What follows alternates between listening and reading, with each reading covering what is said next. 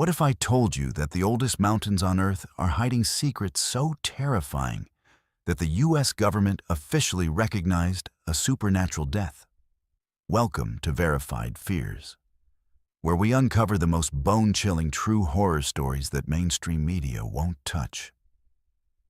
Deep in the ancient peaks of Appalachia, where mist rolls through valleys older than Saturn's rings, something sinister has been lurking for centuries.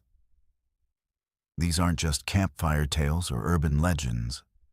These are documented cases with multiple witnesses, official investigations, and evidence that will make your blood run cold. Picture this. In 1820, a man named John Bell became the only person in American history to be officially killed by a supernatural entity. The state of Tennessee literally put supernatural causes on his death certificate. For 4 years, hundreds of witnesses, including future President Andrew Jackson, documented an invisible force that spoke, sang hymns, and terrorized an entire family. Jackson himself said he'd rather fight the British again than face what haunted the Bell farm. But that's just the beginning of our terrifying journey through Appalachian horror. In 1952, 7 people climbed a hill in Flatwoods, West Virginia, and encountered a 10-foot-tall creature with glowing red eyes that changed their lives forever. The next day, investigators found physical evidence, skid marks where something had apparently crashed from the sky. This isn't science fiction. This is documented history that newspapers covered and the government investigated.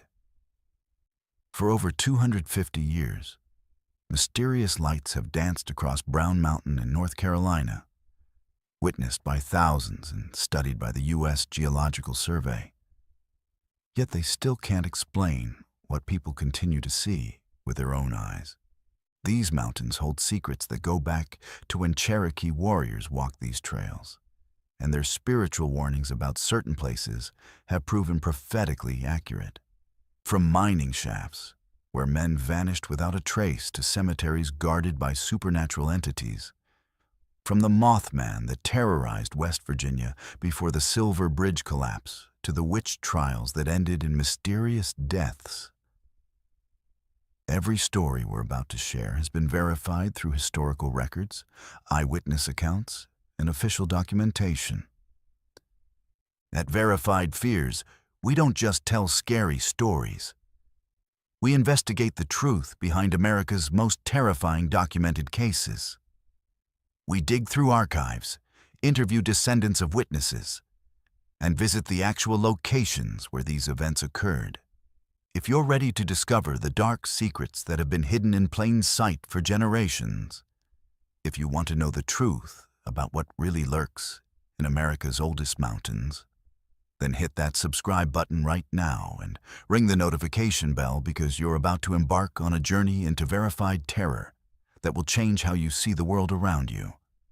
This is Verified Fears, where the truth is more terrifying than fiction, and your next nightmare is just one click away.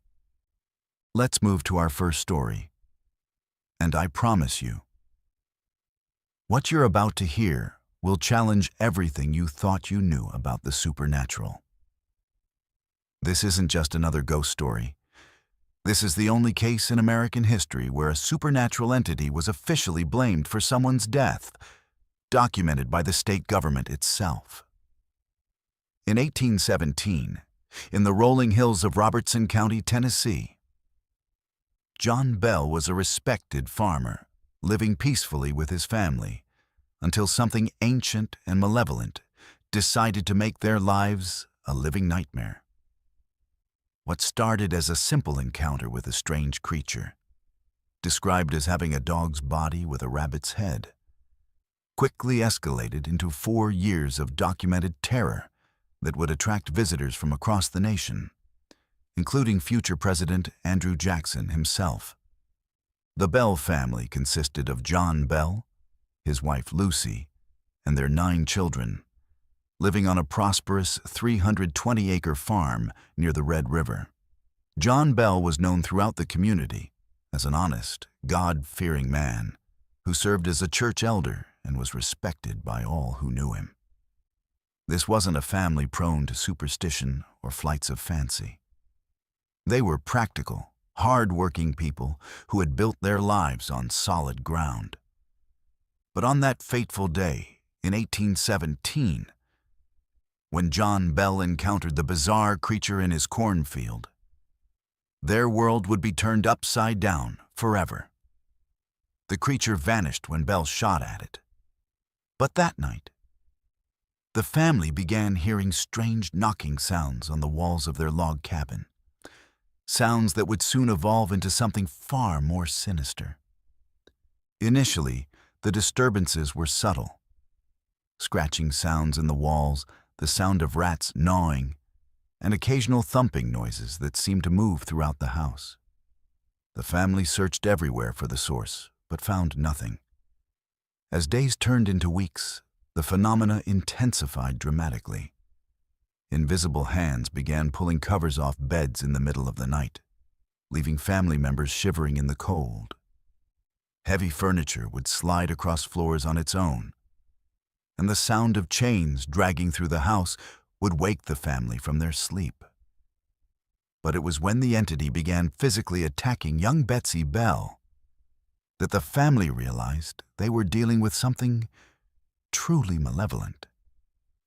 Betsy, who was just 12 years old when the haunting began, bore the brunt of the entity's wrath. Witnesses would watch in horror as invisible hands would slap her face, leaving red handprints on her cheeks.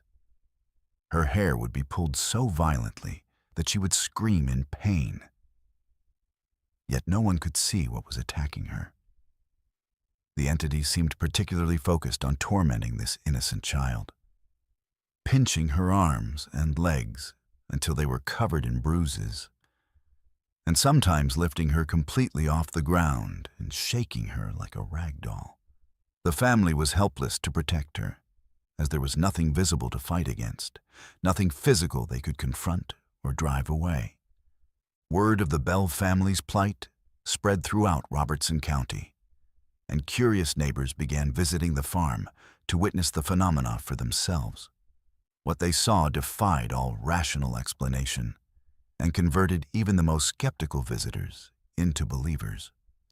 The entity, which had remained silent during its early manifestations, suddenly began to speak.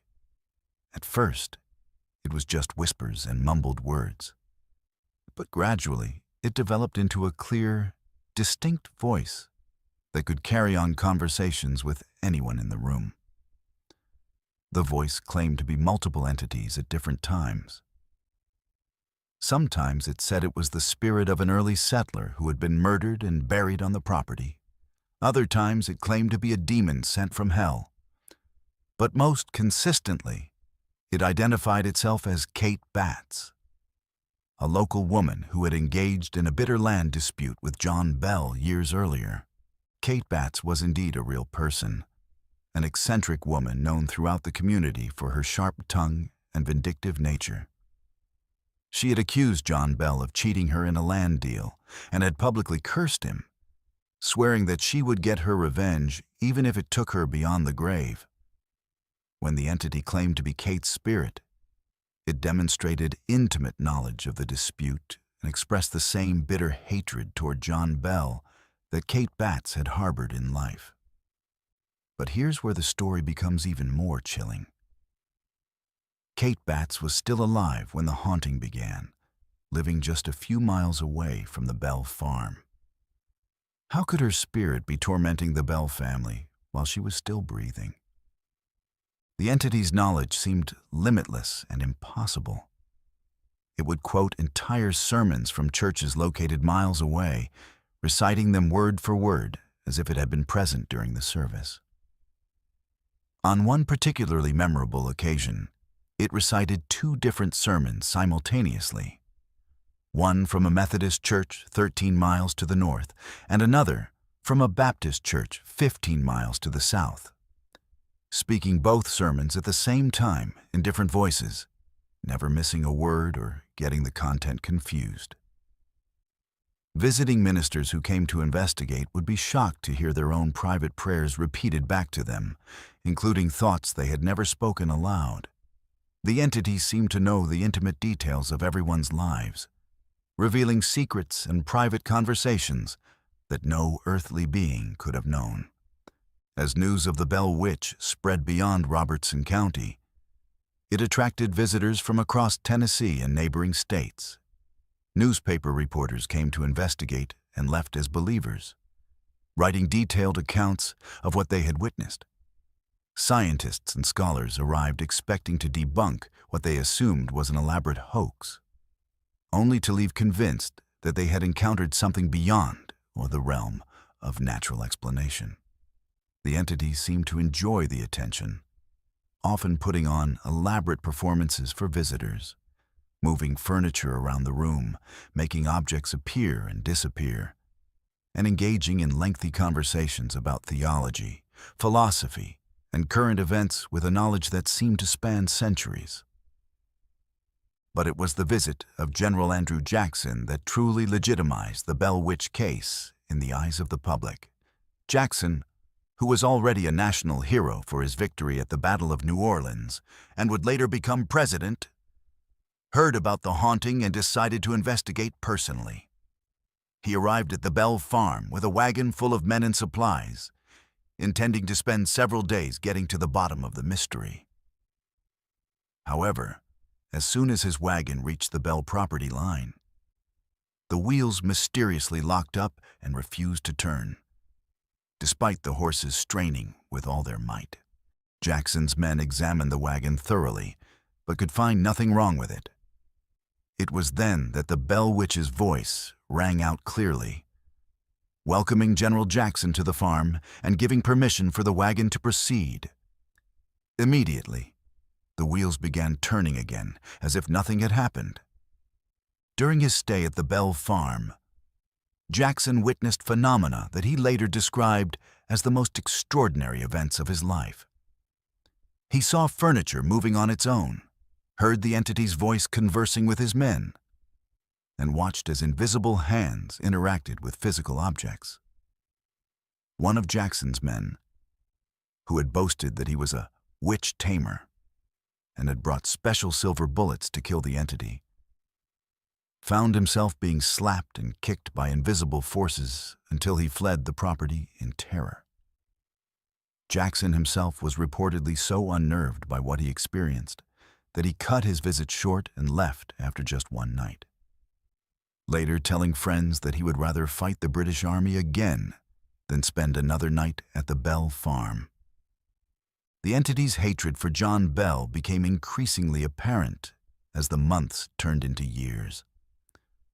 While it would sometimes be playful or even helpful with other family members, occasionally doing chores around the house or providing information about distant relatives, it reserved its most vicious attacks for John Bell himself.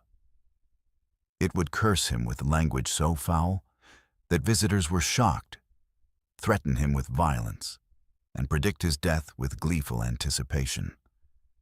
The constant stress and terror began to take a severe toll on John Bell's health. He developed a nervous condition that caused his tongue to swell, making it difficult for him to eat or speak.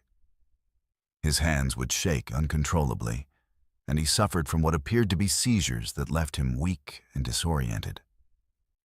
As John Bell's health deteriorated, the Bell Witch became increasingly bold in its threats. It would taunt him about his declining condition, claiming credit for his suffering and promising that worse was yet to come. The entity seemed to feed off his fear and pain, growing stronger and more malevolent as he grew weaker.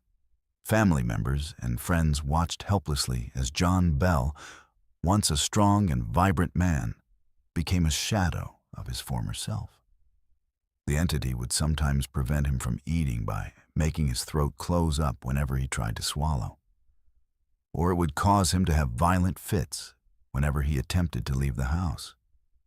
The climax of this 4-year reign of terror came on the morning of December 19th, 1820. John Bell had been feeling particularly unwell and had taken to his bed early the previous evening. When family members went to check on him the next morning, they found him in a strange, catatonic state. He was breathing but completely unresponsive, his eyes open but unseeing, his body rigid and cold to the touch. On the nightstand beside his bed was a small vial containing a dark, smoky liquid that no one in the family had ever seen before. When they asked the Bell Witch about the mysterious vial, the entity's voice filled the room with triumphant laughter. "I gave old Jack a dose of that last night while he was sleeping," the voice declared with obvious satisfaction. "He'll never get up from that bed again." When family members asked what the liquid was, the entity replied that it was a special poison that it had prepared specifically for John Bell. To test the truth of this claim, someone suggested giving a drop of the liquid to the family cat. As soon as the liquid touched the cat's tongue, the animal went into violent convulsions and died within minutes. The family immediately threw the vial into the fireplace, where it exploded with a bright blue flame that shot up the chimney. John Bell lingered in his catatonic state for one more day before passing away on December 20th, 1820. Even in death, he could not escape the Bell Witch's torment. During his funeral, the entity's voice could be heard singing drinking songs and making crude jokes about the deceased, shocking the mourners and adding one final insult to years of persecution. But perhaps the most significant aspect of John Bell's death was how it was officially recorded.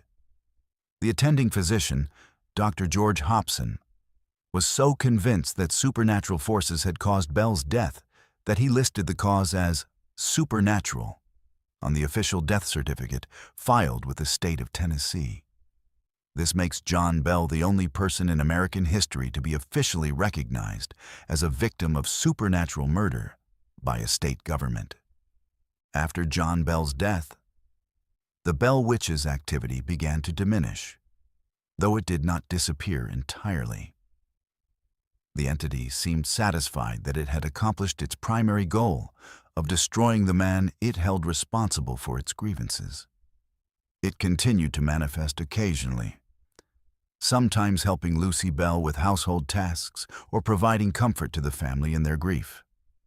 The entity claimed that it had grown fond of Lucy Bell, calling her Old Luce with apparent affection and promising to protect her from harm. It also seemed to have developed a special relationship with John Bell, Jr., the eldest son, often engaging him in lengthy conversations about family matters and offering advice about managing the farm. But the Bell Witch had one final surprise for the family. Before departing, it made a chilling promise that would haunt the Bell descendants for generations to come. The entity announced that it would return to the Bell family in exactly 7 years, in 1828, and that its return would be even more terrifying than its original manifestation. True to its word, in 1828, strange phenomena began occurring again at the Bell farm, though they were less intense and shorter in duration than the original haunting. The entity's voice was heard again, though more faintly, and there were reports of objects moving and strange sounds in the night. However, this second manifestation lasted only a few weeks before the Bell Witch departed once again, this time claiming that it would return in 107 years to torment John Bell's descendants. The Bell Witch case remains unique in American supernatural history, not just because of its official recognition by state authorities, but because of the sheer volume of credible witnesses and documentation that supports it. Unlike most ghost stories that rely on second-hand accounts and folklore, the Bell Witch haunting was witnessed by hundreds of people from all walks of life, including government officials, ministers, doctors, lawyers, and newspaper reporters. These witnesses came from different backgrounds, had different motivations, and had no reason to collaborate in creating a hoax. Yet their accounts remained remarkably consistent across the 4-year period of the haunting. The case was also unique in the level of interaction between the supernatural entity and the living witnesses. Most ghost stories involve brief sightings or unexplained phenomena.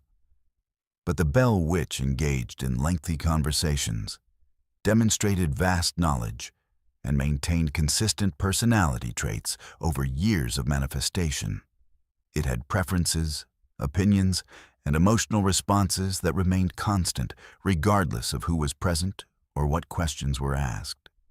This level of consistency and complexity would have been nearly impossible to fake, especially given the technology and communication methods available in the early 19th century. Modern researchers and paranormal investigators continue to study the Bell Witch case, and many consider it to be the most well-documented supernatural event in American history.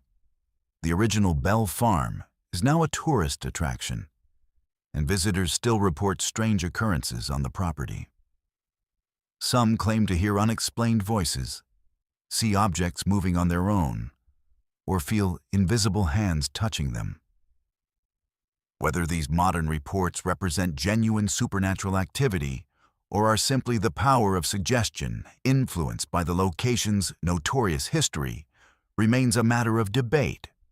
What cannot be debated, however, is the historical significance of the Bell Witch case and its impact on American folklore and supernatural research. It established a template for how supernatural phenomena could be investigated and documented.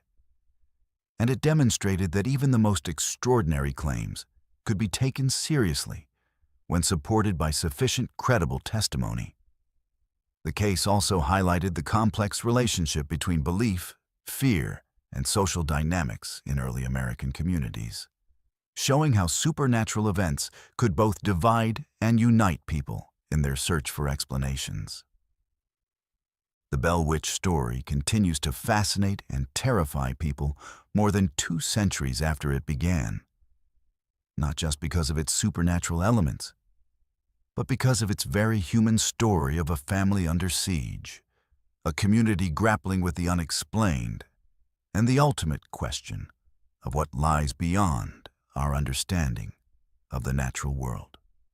In a time when scientific rationalism was beginning to challenge traditional beliefs about the supernatural, the Bell Witch case stood as a stark reminder that there might still be forces in the world that defy explanation. Forces that can reach across the boundary between life and death to settle old scores and fulfill ancient promises of revenge. Now let's move to our second story. And prepare yourself, because what happened on September 12th, 1952, in the small town of Flatwoods, West Virginia, would become one of the most thoroughly documented and terrifying cryptid encounters in American history. This isn't just another UFO sighting or monster tale.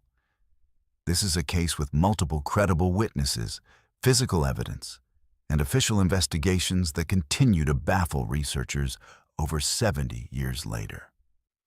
On that fateful Friday evening, as the sun was setting over the rolling hills of Braxton County, 3 young boys were playing football in the schoolyard when they witnessed something that would change their lives forever and thrust their quiet mountain community into the international spotlight.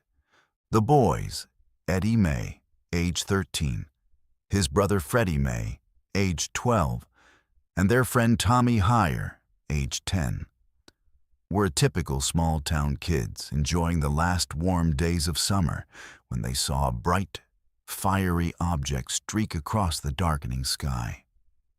At first, they thought it might be a meteor or shooting star. But as they watched in fascination, the object seemed to slow down and change direction before disappearing behind a hill on the Bailey Fisher farm, about half a mile from where they stood. What they saw next convinced them that this was no ordinary celestial event. A pulsing red glow began emanating from the hilltop, where the object had apparently landed. casting an eerie crimson light through the trees and creating an atmosphere of otherworldly dread that made the hair on their arms stand on end. Excited and curious about what they had witnessed, the boys raced to the May family home to tell Eddie and Freddie's mother, Kathleen May, about the strange object they had seen crash into the hillside.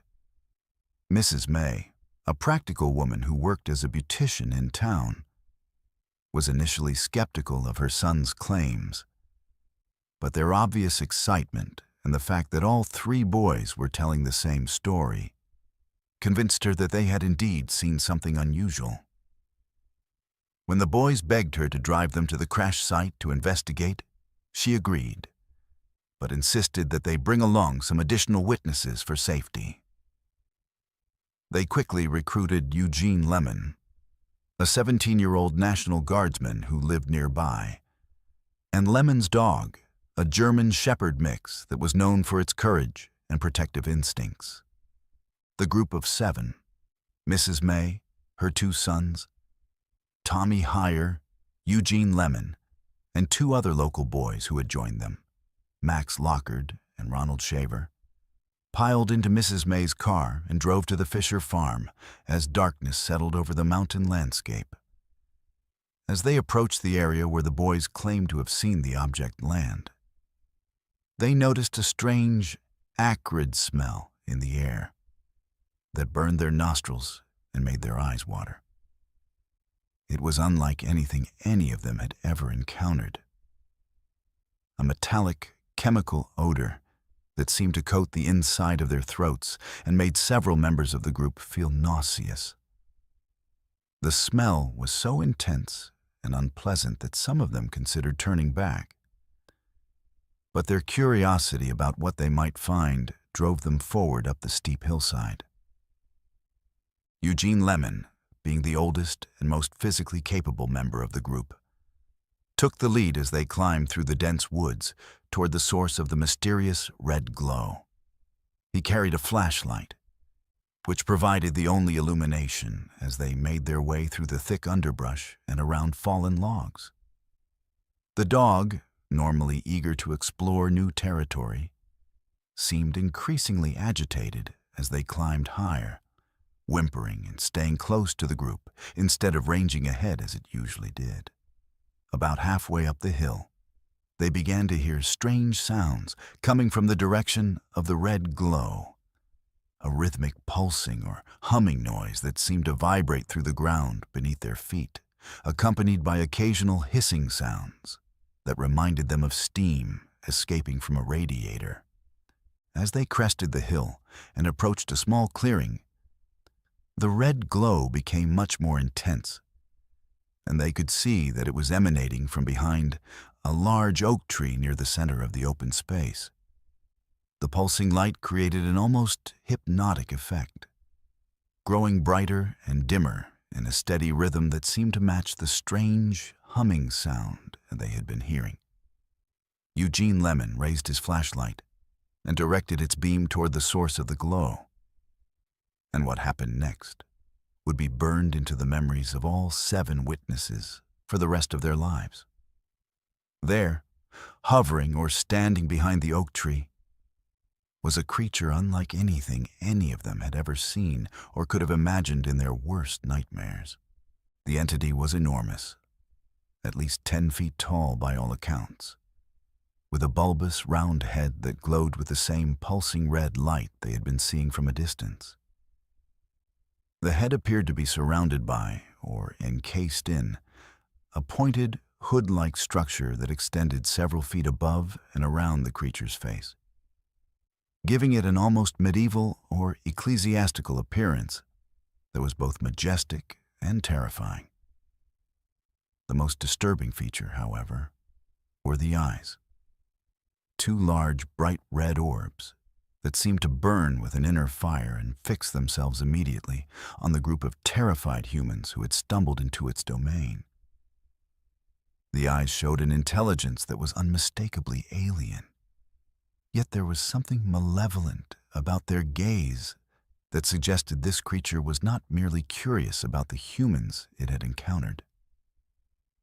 The creature's body was harder to make out in the dim light, but witnesses described it as being dark and either floating slightly above the ground or gliding without any visible means of locomotion. Some reported seeing what appeared to be clawed hands or appendages, while others described a more amorphous lower body that seemed to flow rather than walk. What all the witnesses agreed on was the creature's immediate reaction to being discovered. It let out a hissing sound that was so loud and piercing that it seemed to penetrate their very bones. And it began moving toward them with a fluid, unnatural motion that defied the laws of physics as they understood them. The group's reaction was immediate and unanimous.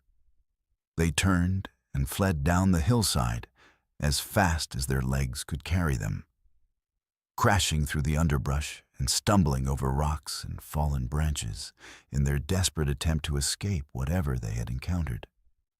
Eugene Lemon, despite being the oldest and presumably bravest member of the group, was among the first to run, later admitting that the sight of the creature had filled him with a primal terror, unlike anything he had ever experienced. The dog, which had been whimpering and staying close to the group, now ran ahead of them, apparently as eager to escape as the humans were. As they fled, several members of the group reported feeling as though they were being followed or watched, and some claimed to hear the creature's hissing sound echoing through the trees behind them. The acrid smell seemed to follow them as well, clinging to their clothes and hair and continuing to burn their throats and eyes, even after they had reached the safety of Mrs. May's car. By the time they made it back to town, several members of the group were feeling violently ill, with symptoms that included nausea, vomiting, and difficulty breathing. Mrs. May herself became so sick that she had to be treated by the local doctor, who was puzzled by her symptoms and could offer no explanation for what might have caused them. Word of the encounter spread quickly through Flatwoods and the surrounding communities, and by the next morning, the small town was buzzing with excitement and speculation about what the group had seen on the Fisher farm. Local newspaper reporter A. Lee Stewart arrived early Saturday morning to investigate the story and interview the witnesses.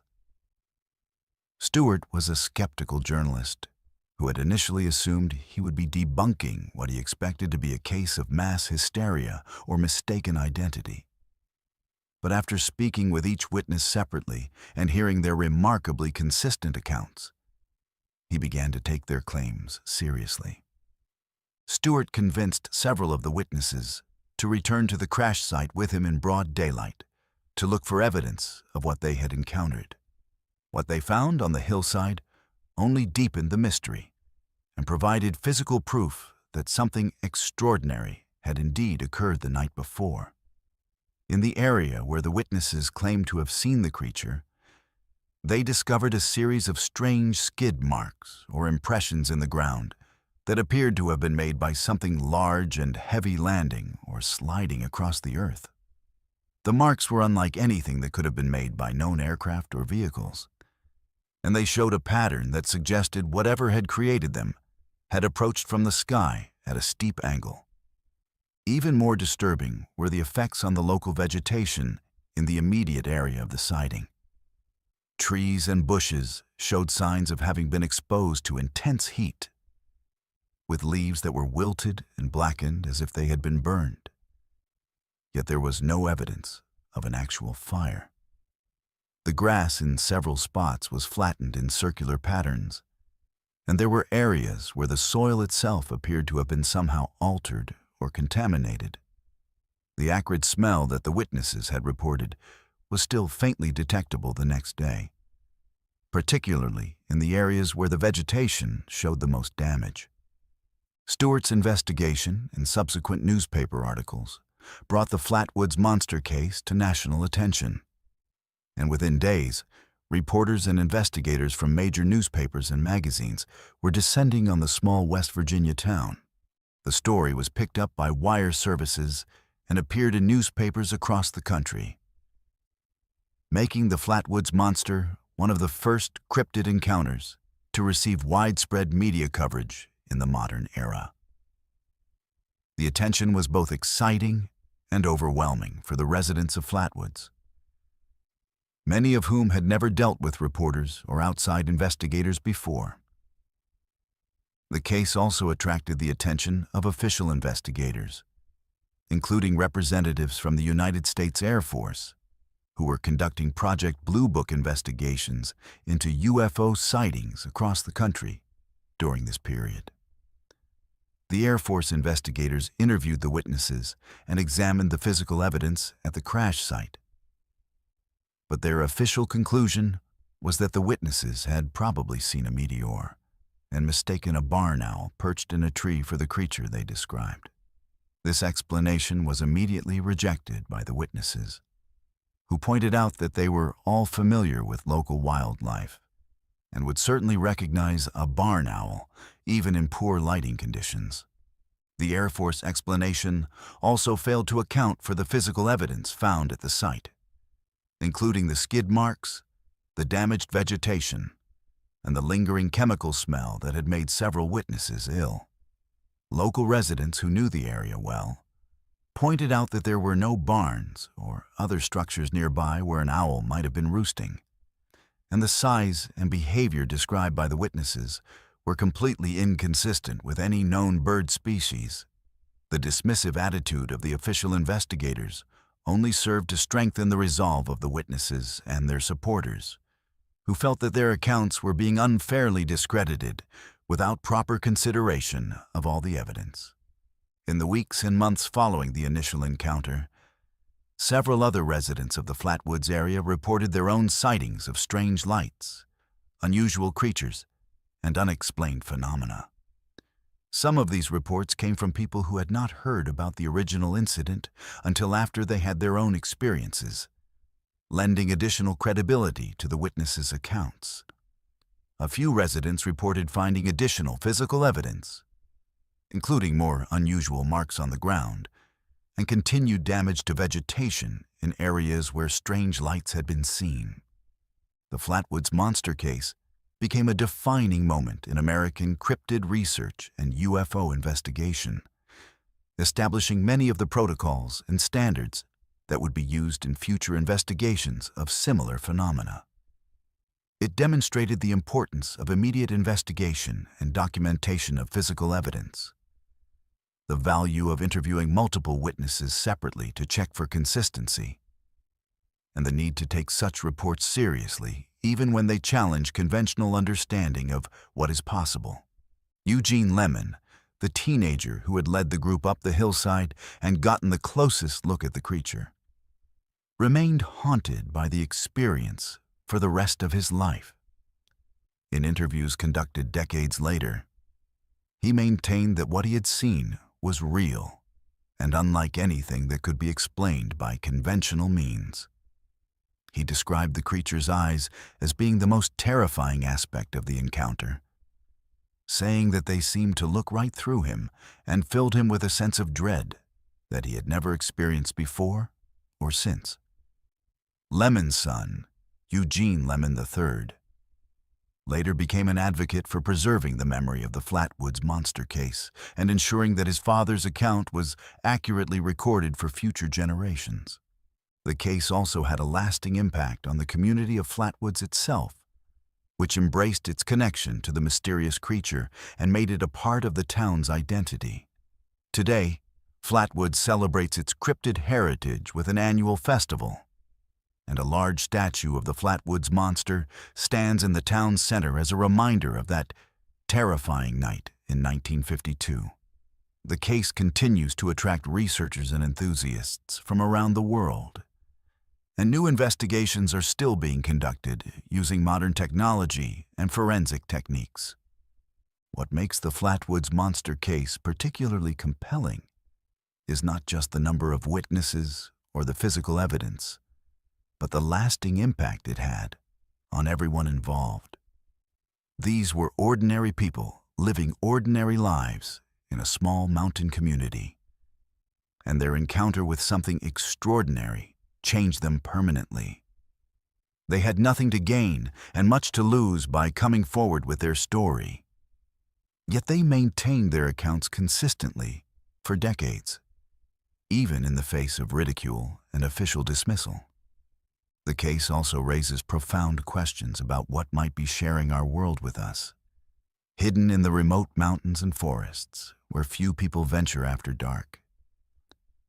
The Appalachian region has a long history of unexplained phenomena and cryptid encounters, and the Flatwoods Monster incident fits into a broader pattern of strange events that suggest these ancient mountains may harbor secrets that we are only beginning to understand. Whether the creature was extraterrestrial in origin, an unknown species of terrestrial animal, or something else entirely, the Flatwoods Monster case remains one of the most thoroughly documented and credible cryptid encounters in American history, a reminder that there are still mysteries in our world that defy easy explanation. Moving to our third story, we venture into one of Appalachia's most enduring and mysterious phenomena. A supernatural occurrence that has been witnessed, documented, and investigated for over 250 years, yet remains as inexplicable today as it was when German engineer John William Gerard de Bram first recorded it in 1771. The Brown Mountain Lights of North Carolina represent something truly extraordinary in the world of paranormal research. A consistently recurring supernatural event, with hundreds of credible witnesses spanning multiple centuries, government investigations, and scientific studies that have all failed to provide a satisfactory explanation for what thousands of people continue to see dancing across the ancient peaks of the Blue Ridge Mountains. Brown Mountain itself is an imposing ridge that rises nearly 2,600 feet above sea level in the Pisgah National Forest of North Carolina, part of the ancient Appalachian chain that has stood for over 1 billion years. The mountain's dark, forested slopes and rocky outcroppings create a dramatic silhouette against the sky. But it's what appears above and around these peaks that has captured the imagination and terror of observers for generations. The lights manifest as glowing orbs of various sizes and colors, most commonly described as pale yellow, orange, or red, that appear to dance, hover, and move independently across the mountain's ridgeline and through the valleys below. Unlike any known natural phenomenon, these lights display what can only be described as intelligent behavior, seeming to respond to observers, grouping together and separating, and following patterns that suggest purpose and awareness. The first documented sighting by a European observer came from de Bram, a respected surveyor and engineer working for the British colonial government, who was conducting a geographical survey of the region when he witnessed the mysterious illuminations. His official report, filed with colonial authorities, described seeing numerous lights appearing and disappearing at regular intervals along the mountain ridge. Lights that could not be attributed to any known source such as campfires, torches, or natural phenomena. What made de Bram's account particularly significant was his professional credibility and the fact that he had no cultural context for interpreting what he saw. He was simply recording an observed phenomenon as part of his official duties.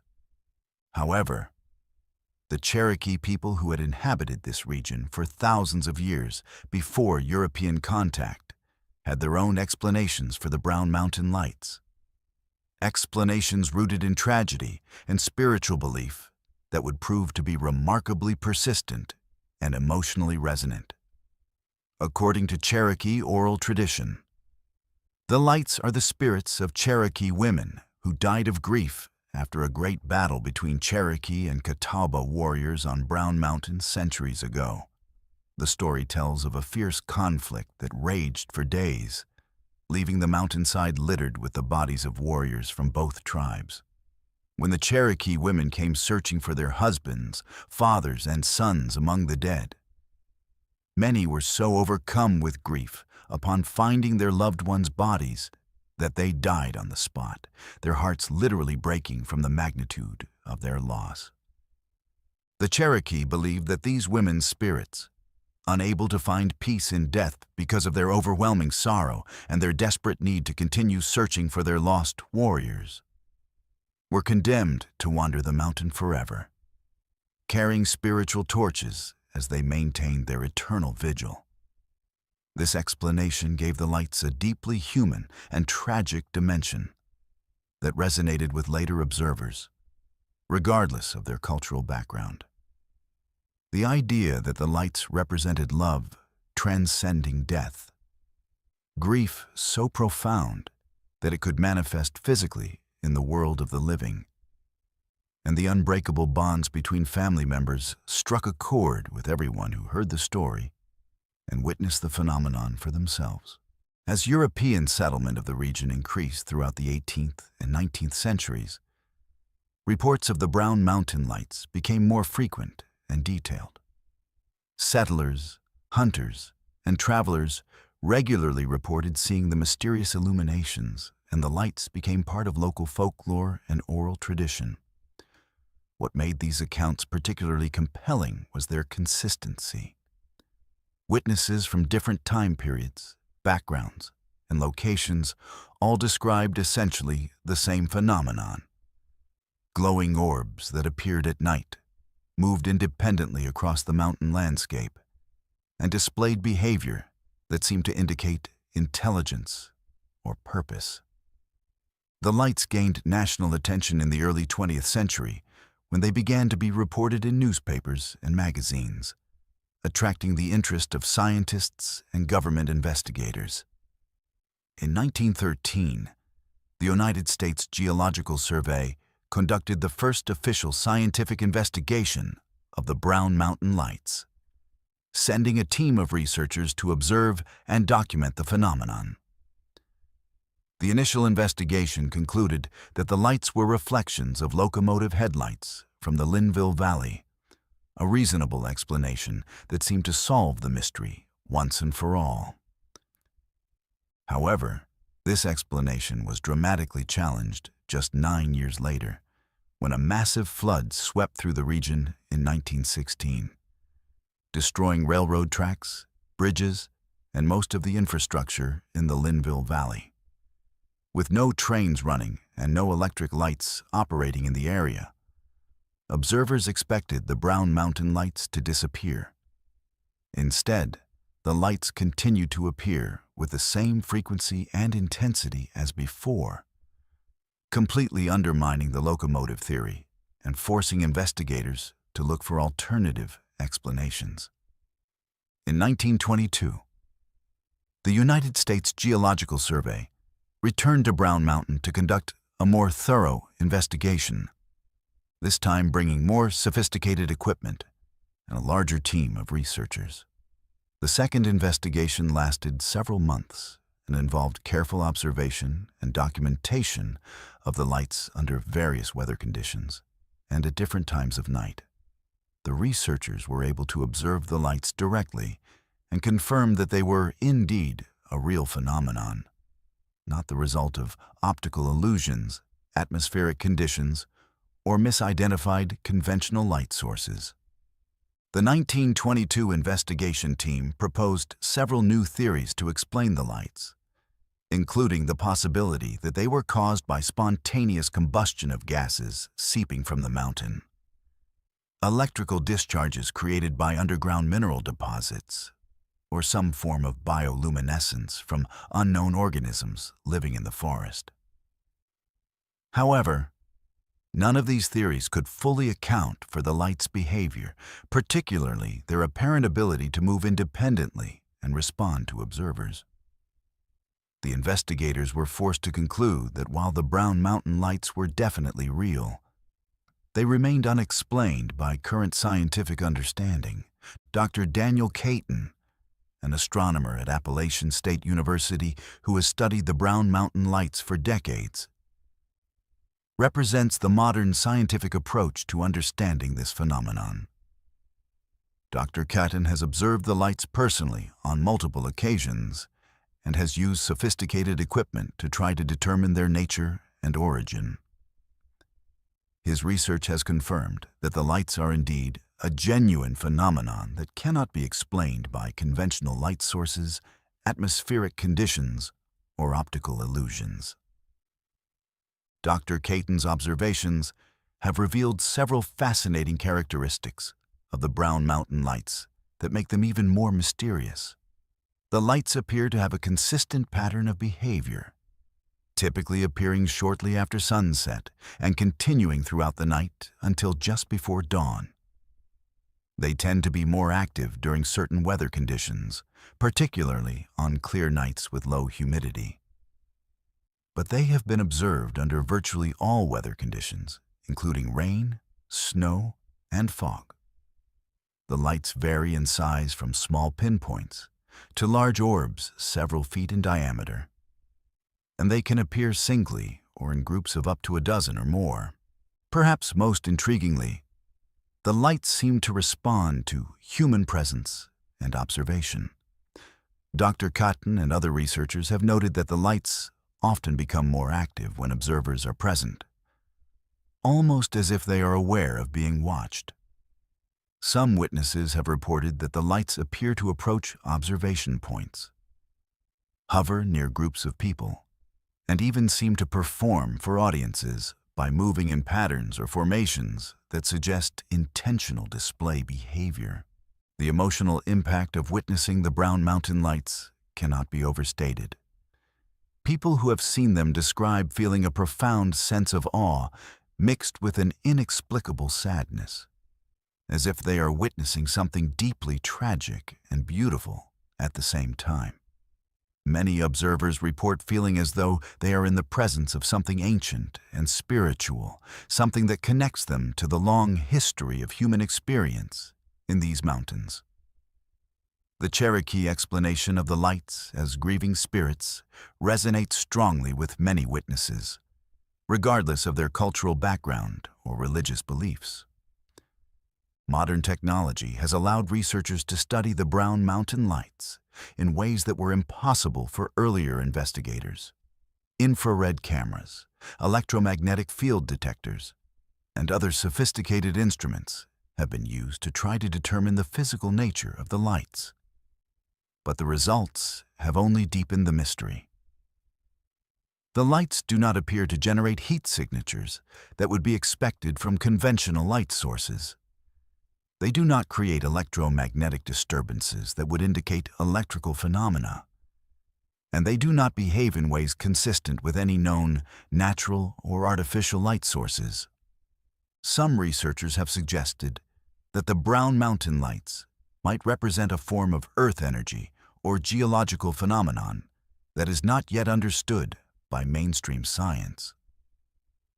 The mountain sits on ancient geological formations that contain various minerals and underground water sources.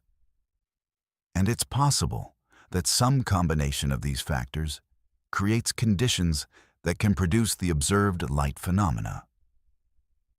However, this theory still cannot explain the light's apparent intelligence and responsiveness to human observers. The Brown Mountain Lights have also attracted attention from paranormal researchers who see them as evidence of spiritual or supernatural activity. The consistency of the Cherokee explanation, the emotional responses of witnesses, and the light's seemingly intelligent behavior all support the theory that they represent some form of spiritual manifestation. Whether one believes in the literal truth of the Cherokee story about grieving spirits, or sees it as a metaphorical explanation for a phenomenon that transcends current scientific understanding, the spiritual dimension of the Brown Mountain Lights cannot be easily dismissed. The lights continue to be observed and reported by hundreds of people each year, from casual tourists to serious researchers. The North Carolina tourism industry has embraced the mystery, with several official viewing areas established along the Blue Ridge Parkway and local roads where visitors can watch for the lights. The Brown Mountain Lights have become part of the cultural identity of Western North Carolina, featured in local festivals, tourist attractions, and educational programs. What makes the Brown Mountain Lights particularly significant in the context of Appalachian supernatural phenomena is their longevity and consistency. Unlike many paranormal events that are reported briefly and then fade from memory, the Brown Mountain Lights have maintained a continuous presence in the region for over 2.5 centuries. They represent a bridge between the ancient spiritual traditions of the Cherokee people and the modern scientific worldview, challenging both to expand their understanding of what is possible in our world. The lights also embody many of the themes that run through Appalachian folklore and supernatural tradition: the connection between the living and the dead, the power of love and grief to transcend physical boundaries, and the idea that the ancient mountains themselves hold memories and spirits from the past. For many people who live in the region, the Brown Mountain Lights are not just a curiosity or tourist attraction, but a reminder of the deep spiritual history of their homeland and the ongoing presence of forces that cannot be easily explained or controlled. As we continue to study and observe the Brown Mountain Lights, they serve as a humbling reminder that despite all our technological advances and scientific knowledge, there are still mysteries in our world that defy explanation. They challenge us to remain open to possibilities beyond our current understanding, and to respect the wisdom of indigenous peoples who have lived with these phenomena for thousands of years. Whether the lights are ultimately explained by future scientific discoveries or remain forever mysterious, they will continue to inspire wonder, respect, and a sense of connection to something greater than ourselves in all who witness their eternal dance across the ancient peaks of Brown Mountain. Let's move to our fourth story. And what I'm about to tell you represents one of the most chilling and well-documented cases of supernatural prophecy in American history. This isn't just another cryptid sighting. This is the terrifying account of a creature that appeared to warn an entire community of impending disaster. A harbinger whose presence preceded one of the most tragic bridge collapses in United States history. The Mothman phenomenon of Point Pleasant, West Virginia, stands as perhaps the most haunting example of how the supernatural and the tragic can intertwine, leaving us to wonder whether some entities exist not to harm us, but to warn us of horrors yet to come. Point Pleasant, West Virginia, sits at the confluence of the Ohio and Kanawha rivers, a small industrial town that in 1966 was home to about 6,000 residents who lived quiet, predictable lives centered around the local chemical plant and river commerce. The town's most prominent feature was the Silver Bridge, a suspension bridge built in 1928 that connected Point Pleasant to Gallipolis, Ohio, carrying thousands of commuters and travelers across the Ohio River every day. It was a community where everyone knew everyone else, where unusual events were rare and quickly became the subject of local gossip. Nothing could have prepared the residents of Point Pleasant for what was about to descend upon their peaceful town and change their lives forever. The first encounter occurred on the night of November 12th, 1966, when 5 men were digging a grave in a cemetery near Clendenin, West Virginia, about 90 miles from Point Pleasant. As they worked by the light of their lanterns, they reported seeing what they described as a brown human being with wings flying low over their heads. The creature made no sound as it passed overhead, but its presence filled the men with such terror that they abandoned their work and fled the cemetery immediately. This initial sighting might have been dismissed as a case of overactive imagination or misidentification, but it was only the beginning of a wave of encounters that would terrorize the Ohio Valley for the next 13 months. 3 days later, on November 15th, 1966, the creature made its most famous appearance in an encounter that would define the Mothman legend and establish the basic description that hundreds of subsequent witnesses would confirm with remarkable consistency. Two young couples, Roger and Linda Scarberry, and Steve and Mary Millette, were driving near the abandoned West Virginia Ordnance Works, a former World War II munitions factory known locally as the TNT area, because of the concrete bunkers and storage igloos that dotted the 2,500-acre site. The couples were looking for friends and taking a late-night drive through the deserted industrial complex when their headlights illuminated something that would haunt them for the rest of their lives. Standing near an old generator plant was a creature unlike anything they had ever seen or imagined. It stood upright like a man, but was much larger, estimated to be between 6 and 7 feet tall, with a massive wingspan that Roger Scarberry later described as being 10 feet from tip to tip. The creature's most terrifying feature was its eyes. Two large hypnotic red orbs that seemed to glow with their own internal light and fixed themselves on the terrified occupants of the car with an intelligence that was unmistakably aware and calculating. The creature had no visible head in the conventional sense. Instead, the glowing red eyes appeared to be set directly into its shoulders, giving it an alien and deeply unsettling appearance. What happened next would become one of the most famous chase sequences in cryptid history.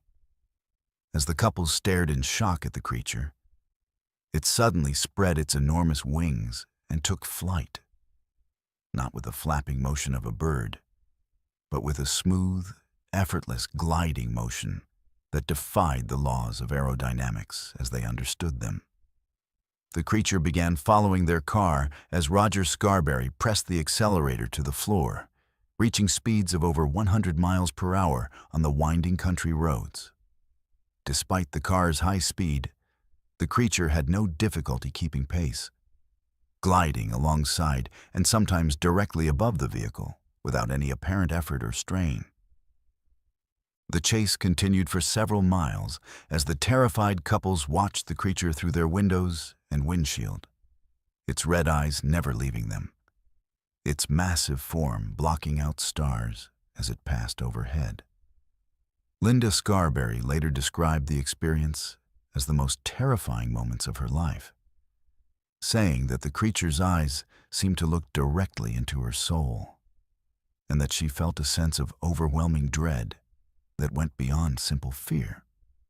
The creature finally broke off its pursuit as they approached the outskirts of Point Pleasant, disappearing into the darkness as suddenly as it had appeared, leaving the four witnesses shaken and struggling to comprehend what they had experienced.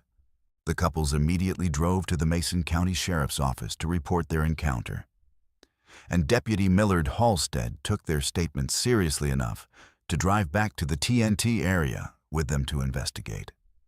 Although they found no trace of the creature, Halstead noted that all four witnesses were genuinely terrified and that their accounts were consistent and detailed. The deputy's willingness to take the report seriously and his confirmation that the witnesses appeared credible helped establish the legitimacy of the encounter and encouraged other people who had seen similar things to come forward with their own accounts.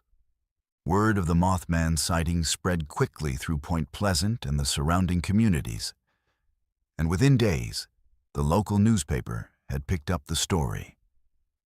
The creature was dubbed Mothman by copy editor Bill Powell of the Point Pleasant Register, who was inspired by the Batman television series that was popular at the time. The name stuck and soon people throughout the Ohio Valley were using it to describe the mysterious winged creature that was being seen with increasing frequency throughout the region. Over the following weeks and months, reports of Mothman encounters poured in from across West Virginia, Ohio, and Kentucky. The descriptions were remarkably consistent. A large winged humanoid creature with glowing red eyes that appeared primarily at night and seemed to be particularly drawn to the TNT area and other industrial sites along the Ohio River. Witnesses included police officers, firefighters, construction workers, and ordinary citizens from all walks of life. People who had no reason to fabricate such stories and everything to lose by being associated with what many considered to be a ridiculous hoax or mass hysteria. One of the most credible witnesses was Connie Carpenter, a hairdresser from New Haven, West Virginia, who encountered the creature on November 27, 1966, while driving home from work. Carpenter reported that the creature landed on her car and kept pace with her vehicle for several miles, its red eyes staring down at her through the windshield, while its massive wings spread across the entire width of her car. She described feeling paralyzed with fear and said that the creature's eyes seemed to communicate with her telepathically, filling her mind with images and sensations that she couldn't fully understand or describe. Another significant encounter occurred on December 6, 1966, when 4 witnesses, including 2 volunteer firefighters, reported seeing the creature near the TNT area. The firefighters, who were considered highly credible witnesses due to their training and experience in emergency situations, described the creature as being much larger than previous estimates, with a wingspan that they calculated to be at least 15 feet across. They also noted that the creature made no sound when it flew, moving through the air with complete silence despite its enormous size. As the sightings continued, a pattern began to emerge that would prove to be prophetically significant. Many witnesses reported that their encounters with the Mothman were accompanied by feelings of impending doom, of visions of disaster, or premonitions of tragedy.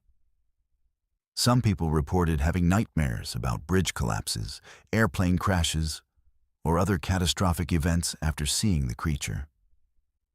Others experienced telephone problems, electrical disturbances, and other unexplained phenomena that seemed to be connected to their Mothman encounters.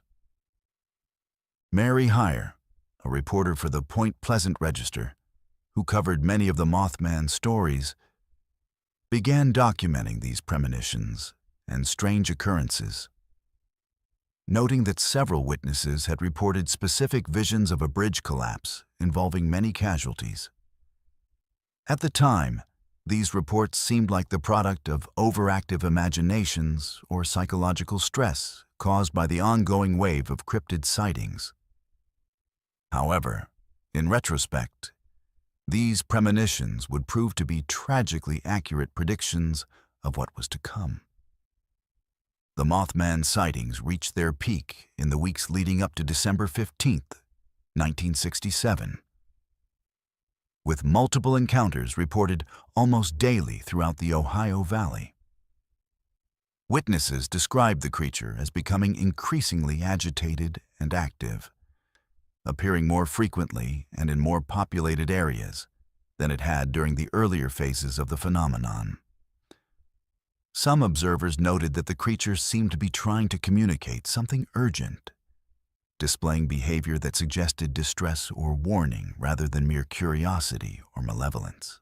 On the evening of December 15, 1967, the Silver Bridge was carrying its usual heavy load of rush hour traffic when a critical structural failure occurred in one of the suspension chains.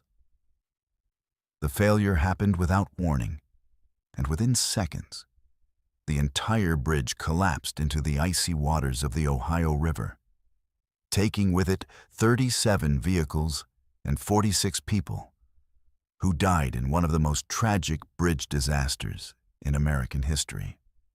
The collapse occurred during the height of the Christmas shopping season and many of the victims were families returning home with holiday gifts for their children.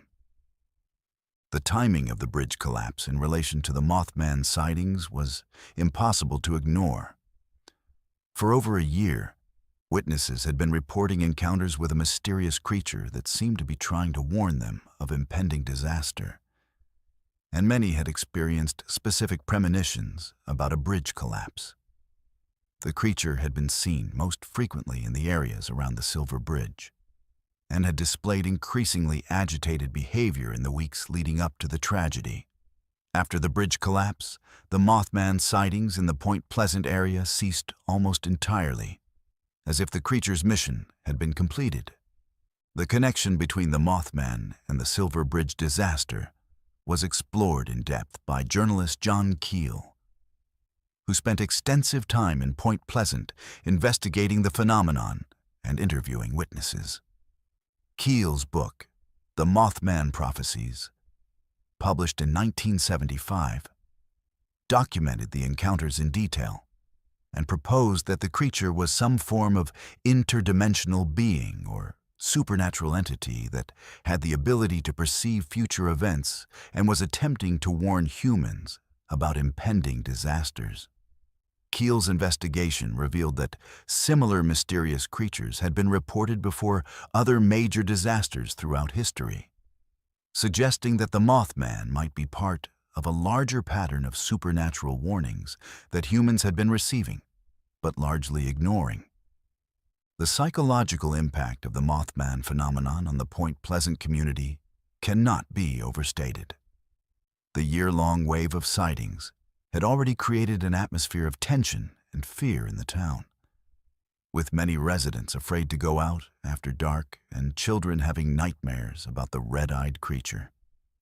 The bridge collapse, coming so soon after the peak of Mothman activity, left many people convinced that they had witnessed something truly supernatural and prophetic.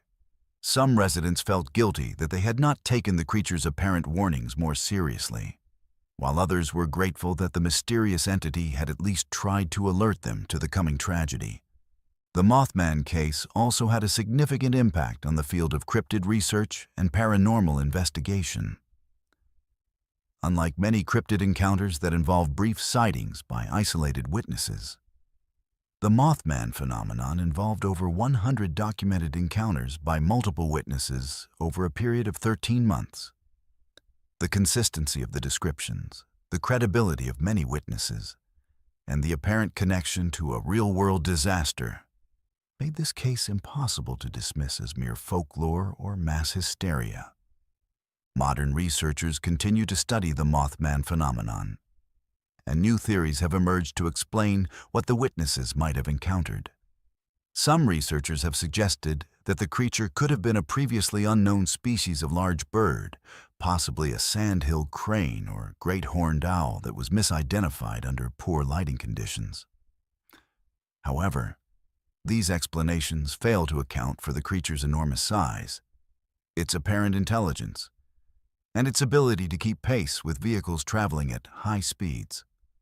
Other researchers have proposed that the Mothman might have been some form of interdimensional being or time traveler that had knowledge of future events and was attempting to prevent the bridge disaster by warning the local population.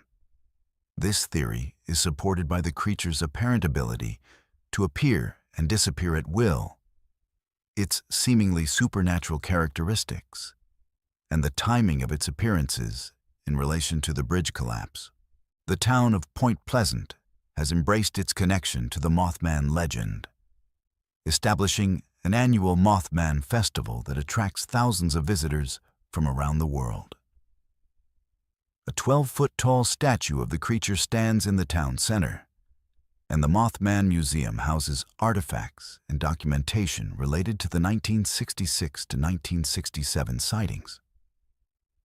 The case has inspired numerous books, documentaries, and a major motion picture, ensuring that the story of the Mothman continues to reach new audiences and inspire new investigations. Jeff Wamsley, a Point Pleasant native who has become one of the leading researchers of the Mothman phenomenon, has spent decades collecting witness accounts and investigating the case. Walmsley's research has revealed that similar creatures have been reported in the Point Pleasant area, both before and after the famous 1966 to 1967 wave of sightings, suggesting that the Mothman might be a recurring phenomenon rather than a single isolated event. His work has also uncovered historical accounts of mysterious winged creatures in the region dating back to Native American times, indicating that the Mothman might be part of a much older and deeper mystery. The Mothman case raises profound questions about the nature of prophecy, the possibility of supernatural intervention in human affairs, and the relationship between the paranormal and real-world events. Whether the creature was attempting to warn the people of Point Pleasant about the coming disaster, or was simply a coincidental phenomenon that happened to occur before a tragic accident, the case remains one of the most compelling and well-documented examples of cryptid activity in American history. For the people who lived through the Mothman phenomenon and the Silver Bridge disaster, the experience was life-changing in ways that went far beyond the immediate trauma of the events themselves. Many witnesses reported that their encounters with the creature opened their minds to possibilities they had never considered before, and gave them a deeper appreciation for the mysteries that still exist in our world. Others found comfort in the idea that there might be benevolent forces in the universe that are trying to protect humanity from harm, even if we don't always understand their methods or heed their warnings. The legacy of the Mothman continues to influence how we think about cryptid encounters and paranormal phenomena. The case demonstrated that such events can have real-world consequences, and that dismissing them as mere superstition or fantasy might cause us to miss important information about potential dangers or opportunities. It also showed that communities can be profoundly affected by supernatural events, and that the psychological and cultural impact of such phenomena can persist for generations. As we continue to study and debate the Mothman case, it serves as a reminder that there are still mysteries in our world that challenge our understanding of what is possible and what is real. Whether the creature was a flesh and blood animal, an interdimensional visitor, or something else entirely, the Mothman of Point Pleasant remains one of the most fascinating and terrifying examples of how the supernatural can intersect with human tragedy, leaving us to wonder what other warnings we might be missing and what other guardians might be watching over us from the shadows. Moving to our fifth story, we delve into one of Appalachia's most ancient and terrifying legends, a tale that bridges the gap between Cherokee spiritual tradition and European settler folklore in ways that reveal the deep supernatural currents running through these mountains. The Wampus Cat represents something far more sinister than a simple cryptid sighting. It embodies the consequences of violating sacred laws, the price of forbidden knowledge, and the eternal punishment that awaits those who dare to transgress against the spiritual order that has governed these mountains for thousands of years. This is not just a monster story. It's a cautionary tale about respect, boundaries, and the terrible transformations that can occur when ancient taboos are broken. Long before European settlers ever set foot in the Appalachian Mountains, the Cherokee people had established complex spiritual traditions that governed every aspect of their relationship with the natural world. Among the most sacred of these traditions were the hunting rituals, ceremonies that were considered essential for maintaining the balance between the human and animal worlds. These rituals were not mere superstitions or cultural practices. They were viewed as fundamental spiritual laws that, if violated, could bring catastrophic consequences not just to the individual transgressor, but to the entire community. The hunting ceremonies were exclusively the domain of men, and women were strictly forbidden from witnessing or participating in these sacred rites under any circumstances.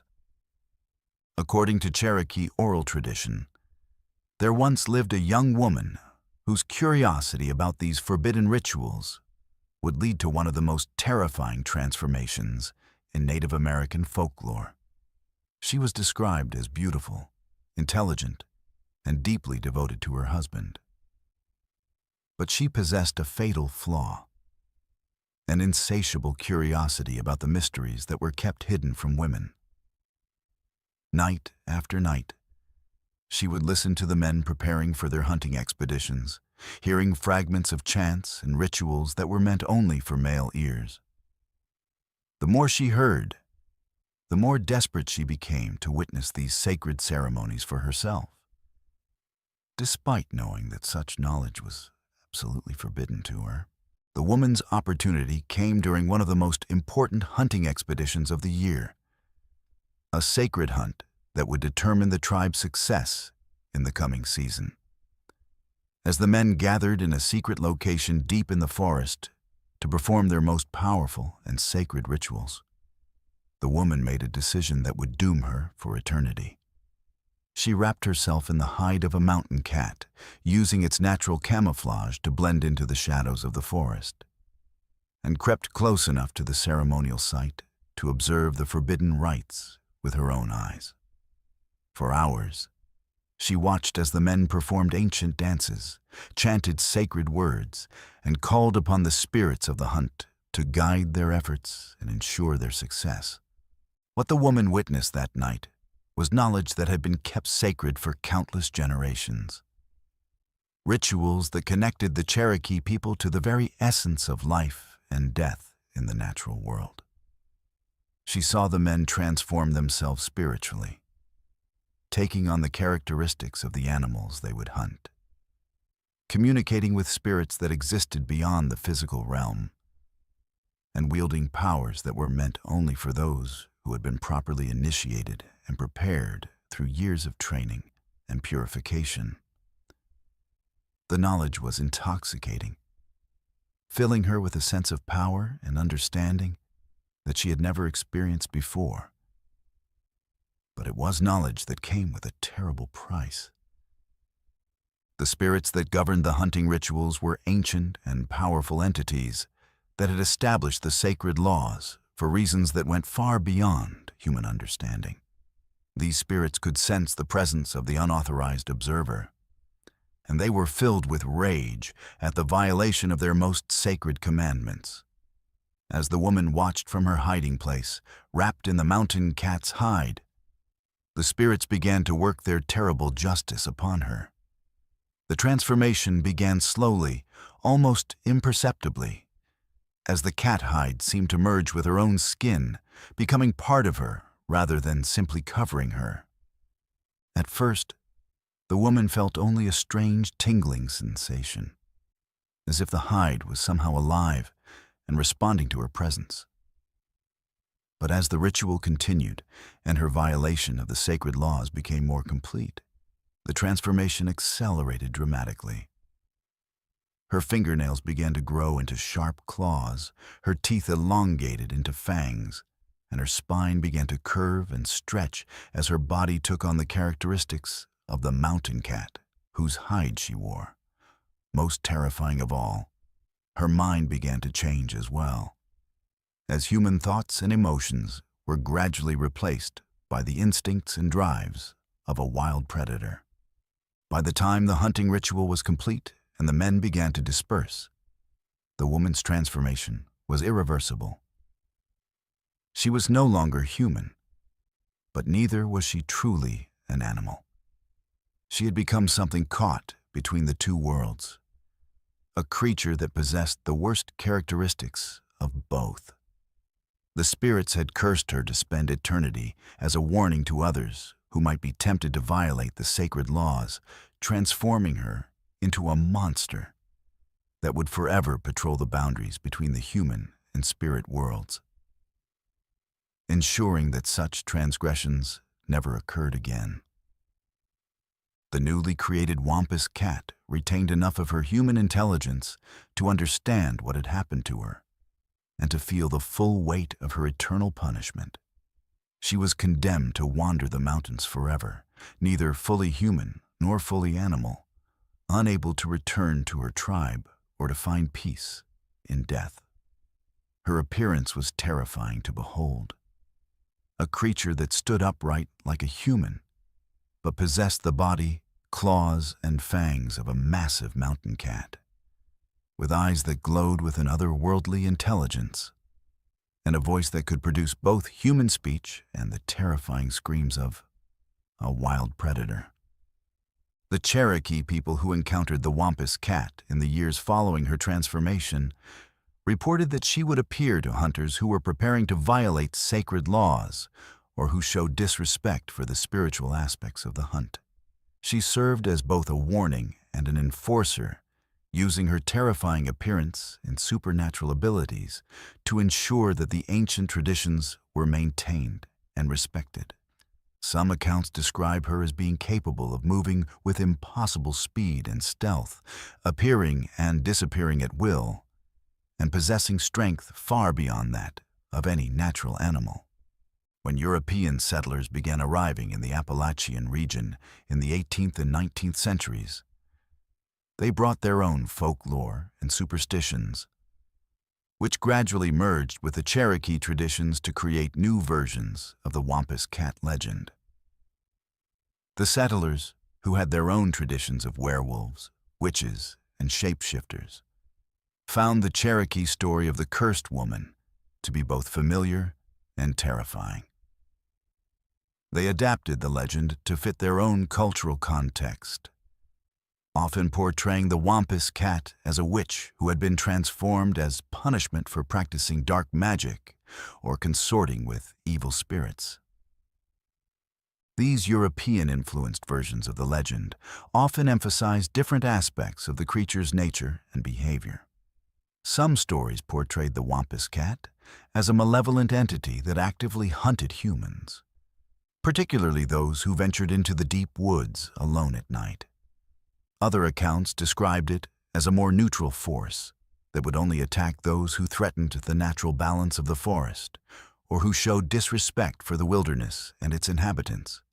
Regardless of the specific details, all versions of the legend agreed that the Wampus Cat was a creature to be feared and avoided at all costs. The most significant documented encounter with what may have been the Wampus Cat occurred in the 1960s in the hills around Goldsboro, North Carolina, when multiple witnesses reported seeing a large, ape-like creature that displayed characteristics consistent with the traditional descriptions of the Wampus Cat. The Goldsboro Argus newspaper covered the story extensively, describing a creature that stood upright like a human, but was covered in dark fur and possessed the agility and strength of a large predator. The sightings attracted national attention and prompted an official search by local authorities, though the creature was never captured or definitively identified. What made the Goldsboro sightings particularly significant was the consistency of the witness descriptions and the fact that many of the observers were unfamiliar with the Cherokee legend of the Wampus Cat. The witnesses described a creature that matched the traditional accounts almost perfectly, suggesting that they had encountered something that was either the actual legendary creature or something very similar to it. The sightings continued for several weeks before the creature apparently moved on or disappeared, leaving behind only footprints, damaged vegetation, and the testimony of dozens of frightened witnesses. Robert Bushyhead, a Cherokee historian and cultural expert, has spent decades studying the Wampus Cat legend and its significance within Cherokee spiritual tradition.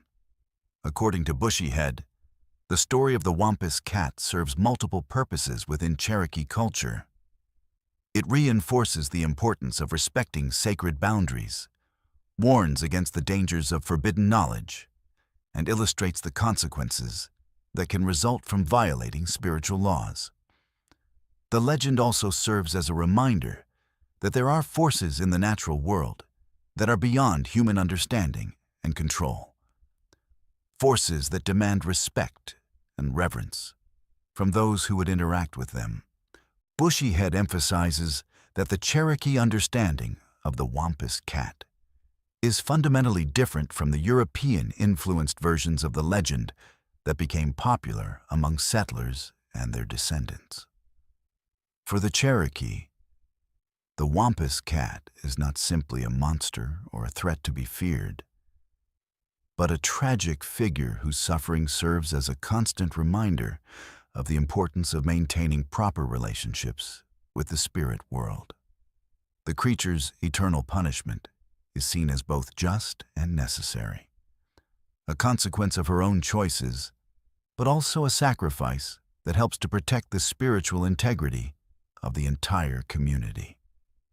The psychological and cultural impact of the Wampus Cat legend extends far beyond its role as a simple cautionary tale. The story addresses fundamental questions about gender roles, forbidden knowledge, and the price of curiosity that resonate across cultural boundaries. The woman's transformation can be seen as a metaphor for the dangers of transgressing social and spiritual boundaries, but it can also be interpreted as a commentary on the restrictions placed on women's access to knowledge and power in traditional societies. Modern researchers and folklorists have noted that the Wampus Cat legend shares common elements with transformation myths from cultures around the world, suggesting that it taps into universal human fears and anxieties about the boundaries between civilization and wildness, human and animal, male and female. The story's enduring popularity and its ability to adapt to different cultural contexts demonstrate its power as both entertainment and moral instruction. The legend has also influenced modern cryptid research and paranormal investigation in the Appalachian region. Researchers who study reports of unknown creatures in the mountains often compare new sightings to the traditional descriptions of the Wampus Cat, looking for connections between contemporary encounters and ancient folklore. Some investigators believe that the Wampus Cat legend may be based on encounters with real, unknown animals that inhabit the remote areas of the Appalachian Mountains, while others see it as evidence of supernatural or interdimensional phenomena that transcend conventional understanding. The environmental and ecological aspects of the Wampus Cat legend are also significant, as the story emphasizes the importance of maintaining proper relationships with the natural world and respecting the spiritual dimensions of hunting and wildlife management. In an era of increasing environmental awareness and concern about the impact of human activities on natural ecosystems, the Cherokee understanding of the Wampus Cat as a guardian of natural law takes on new relevance and meaning. Contemporary Cherokee communities continue to preserve and share the Wampus Cat legend as part of their cultural heritage, using it to teach younger generations about the importance of respecting traditional values and spiritual practices. The story serves as a bridge between the ancient wisdom of their ancestors and the challenges of modern life, reminding Cherokee people of their responsibilities to maintain the spiritual and cultural traditions that have sustained their communities for thousands of years. The Wampus Cat legend also raises important questions about the nature of punishment, redemption, and eternal consequences. The woman's transformation is portrayed as permanent and irreversible, suggesting that some violations of spiritual law are so serious that they cannot be forgiven or undone. This aspect of the legend reflects a worldview in which actions have permanent consequences and in which the spiritual realm operates according to laws that are absolute and unchanging. For those who study Appalachian folklore and supernatural phenomena, the Wampus Cat represents one of the most complex and multi-layered legends in the region's rich tradition of mysterious creatures and unexplained encounters. The story combines elements of Native American spirituality, European folklore, and contemporary cryptid research in ways that create a narrative that is both ancient and modern, both culturally specific and universally relevant. The enduring power of the Wampus Cat legend lies not just in its ability to frighten and entertain, but in its capacity to convey important truths about the human condition and our relationship with forces beyond our understanding. Whether one believes in the literal existence of the creature or sees it as a powerful metaphor for the consequences of transgressing sacred boundaries, the Wampus Cat continues to serve as a reminder that there are mysteries in our world that demand respect, caution, and humility from those who would seek to understand them. As we continue to explore the supernatural heritage of the Appalachian Mountains, the Wampus Cat stands as a testament to the enduring power of ancient wisdom and the importance of preserving the spiritual traditions that connect us to the deepest mysteries of existence. In a world that often seems to have lost touch with the sacred dimensions of life, the legend of the cursed woman who became a monster serves as both a warning and an invitation. A warning about the dangers of violating spiritual laws, and an invitation to approach the mysteries of existence with the respect and reverence they deserve. Moving to our sixth story, we venture into the dark hollows of Clay County, West Virginia, where around the year 1900, a tale unfolded that would become one of the most chilling accounts of witchcraft and supernatural retribution in Appalachian history. This isn't merely a story about folk magic or mountain superstitions. This is a documented case of a woman who allegedly made a pact with the devil himself, and the terrifying consequences that followed when her dark powers were exposed to the light of day. The story of the Witch of Booger Hole represents the intersection of ancient folk beliefs, community justice, and supernatural forces that still haunts the remote valleys of West Virginia to this day. Otter Creek winds through some of the most isolated and mysterious terrain in all of West Virginia, carving deep valleys between steep mountain ridges that seem to hold secrets in their shadowed depths. It was along this creek, in a place that locals had long called Booger Hole, a name that itself suggests the supernatural reputation of the area, that a young woman named Ira came to live after marrying into the Thorne family around 1900. The Thornes were an established mountain family with a reputation that extended far beyond their immediate community. But it was a reputation built on fear rather than respect. For generations, the Thorne family had been whispered about in the surrounding hollows, with stories passed down through families about their involvement in dark practices and their alleged ability to commune with forces that decent folk avoided at all costs. The matriarch of the Thorne family was known simply as Grandma Thorne, an elderly woman whose very presence seemed to cast a shadow over everything around her. She was described by those who knew her as having an otherworldly appearance, eyes that seemed to see too much, hands that were always cold to the touch, and a voice that could make children cry just by speaking their names. Grandma Thorne lived in a cabin deep in the woods along Otter Creek, far from the main roads and settlements, in a place where the trees grew so thick that sunlight barely penetrated to the forest floor, even at midday. It was a location that seemed perfectly suited to someone who preferred to conduct her business away from prying eyes and curious neighbors.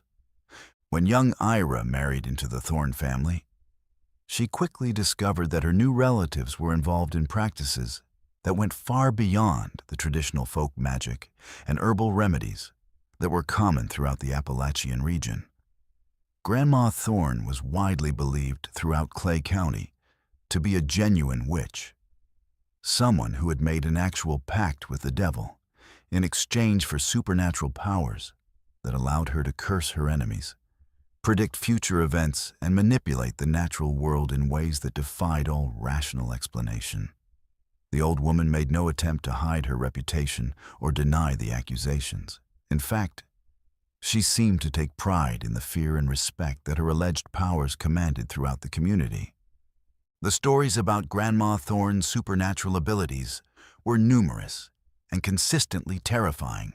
Local residents reported that she could curse livestock, causing healthy animals to sicken and die within days of crossing her. Farmers claimed that she could blight crops with a single glance, turning thriving fields into withered wastelands overnight. Most frightening of all were the accounts of her ability to harm people from a distance, causing mysterious illnesses, accidents, and misfortunes to befall anyone who dared to oppose her or speak against her publicly. These weren't just superstitious fears or coincidental events. The pattern of misfortune that followed those who crossed Grandma Thorne was so consistent and dramatic that even skeptics began to take notice. The most chilling aspect of Grandma Thorne's reputation, however, was the story of how she had allegedly acquired her supernatural powers in the first place. According to local legend, which was documented years later by Professor Patrick Gaynor of West Virginia University during his extensive folklore research in the 1970s, Grandma Thorne had climbed to the top of a high hill overlooking Otter Creek on a night when the moon was dark and the stars seemed dimmed by supernatural forces. There, in a ritual that violated every principle of Christian faith and human decency, she had cursed God 3 times, calling upon the devil to witness her blasphemy and accept her soul in exchange for the power to work her will upon the world. The ritual, as described by those who claim to have knowledge of it, involved Grandma Thorne firing a gun through a white handkerchief at the sun, an act that was said to represent her rejection of divine light and her embrace of darkness. According to the legend, when the gun was fired, the handkerchief began to bleed real blood, a sign that the devil had accepted her offering and granted her the supernatural powers she sought. From that moment forward, Grandma Thorne was no longer merely human. She had become something else, a creature that existed in the space between the natural and supernatural worlds, wielding powers that came with a terrible price. The community around Otter Creek lived in constant fear of Grandma Thorne and her alleged supernatural abilities, but they also maintained an uneasy peace with her, understanding that direct confrontation with someone who possessed such powers would likely result in terrible consequences for anyone brave or foolish enough to challenge her. This delicate balance was maintained for years, with local residents giving the Thorne family a wide berth and avoiding any actions that might provoke the old woman's wrath. However, this fragile peace was shattered when a local man named Samuel Morrison disappeared under mysterious circumstances that would ultimately expose the full extent of Grandma Thorne's dark knowledge. Samuel Morrison was a well-respected member of the community, a family man and hard worker who had no known enemies and no reason to simply vanish without a trace. When he failed to return home from a trip to town one evening, his family and friends organized search parties that scoured the mountains and valleys for miles around, looking for any sign of what might have happened to him. Days turned into weeks, and weeks turned into months, but no trace of Samuel Morrison was ever found. No body, no clothing, no evidence of what had become of him or where he might have gone. The mystery of Samuel Morrison's disappearance might have remained unsolved indefinitely, joining the ranks of countless other unexplained vanishings that had occurred in the remote mountains over the years. However, Grandma Thorne made a fatal error that would ultimately lead to her downfall. She demonstrated knowledge about Morrison's fate that she could not possibly have possessed through normal means. In conversations with neighbors and family members, the old woman made comments that suggested she knew exactly what had happened to the missing man and where his remains could be found. When pressed for details about her knowledge of Morrison's disappearance, Grandma Thorne initially tried to deflect suspicion by claiming that her information came from supernatural sources, visions granted to her by the dark forces she served. or messages received through her alleged ability to communicate with the spirits of the dead. However, her explanations only served to increase suspicion about her involvement in Morrison's fate, and community members began to whisper that the old witch had finally gone too far and committed a crime that could not be overlooked or forgiven. The situation reached a breaking point when Grandma Thorne, perhaps overconfident in her reputation and the fear she inspired, made the mistake of revealing specific details about Morrison's disappearance that only someone directly involved in his fate could have known. She described the exact location where his body could be found, details about his final moments, and information about what had been done with his remains that went far beyond what could be explained by supernatural visions or spirit communication. Her knowledge was too detailed, too specific, and too accurate to be anything other than first-hand information about a crime.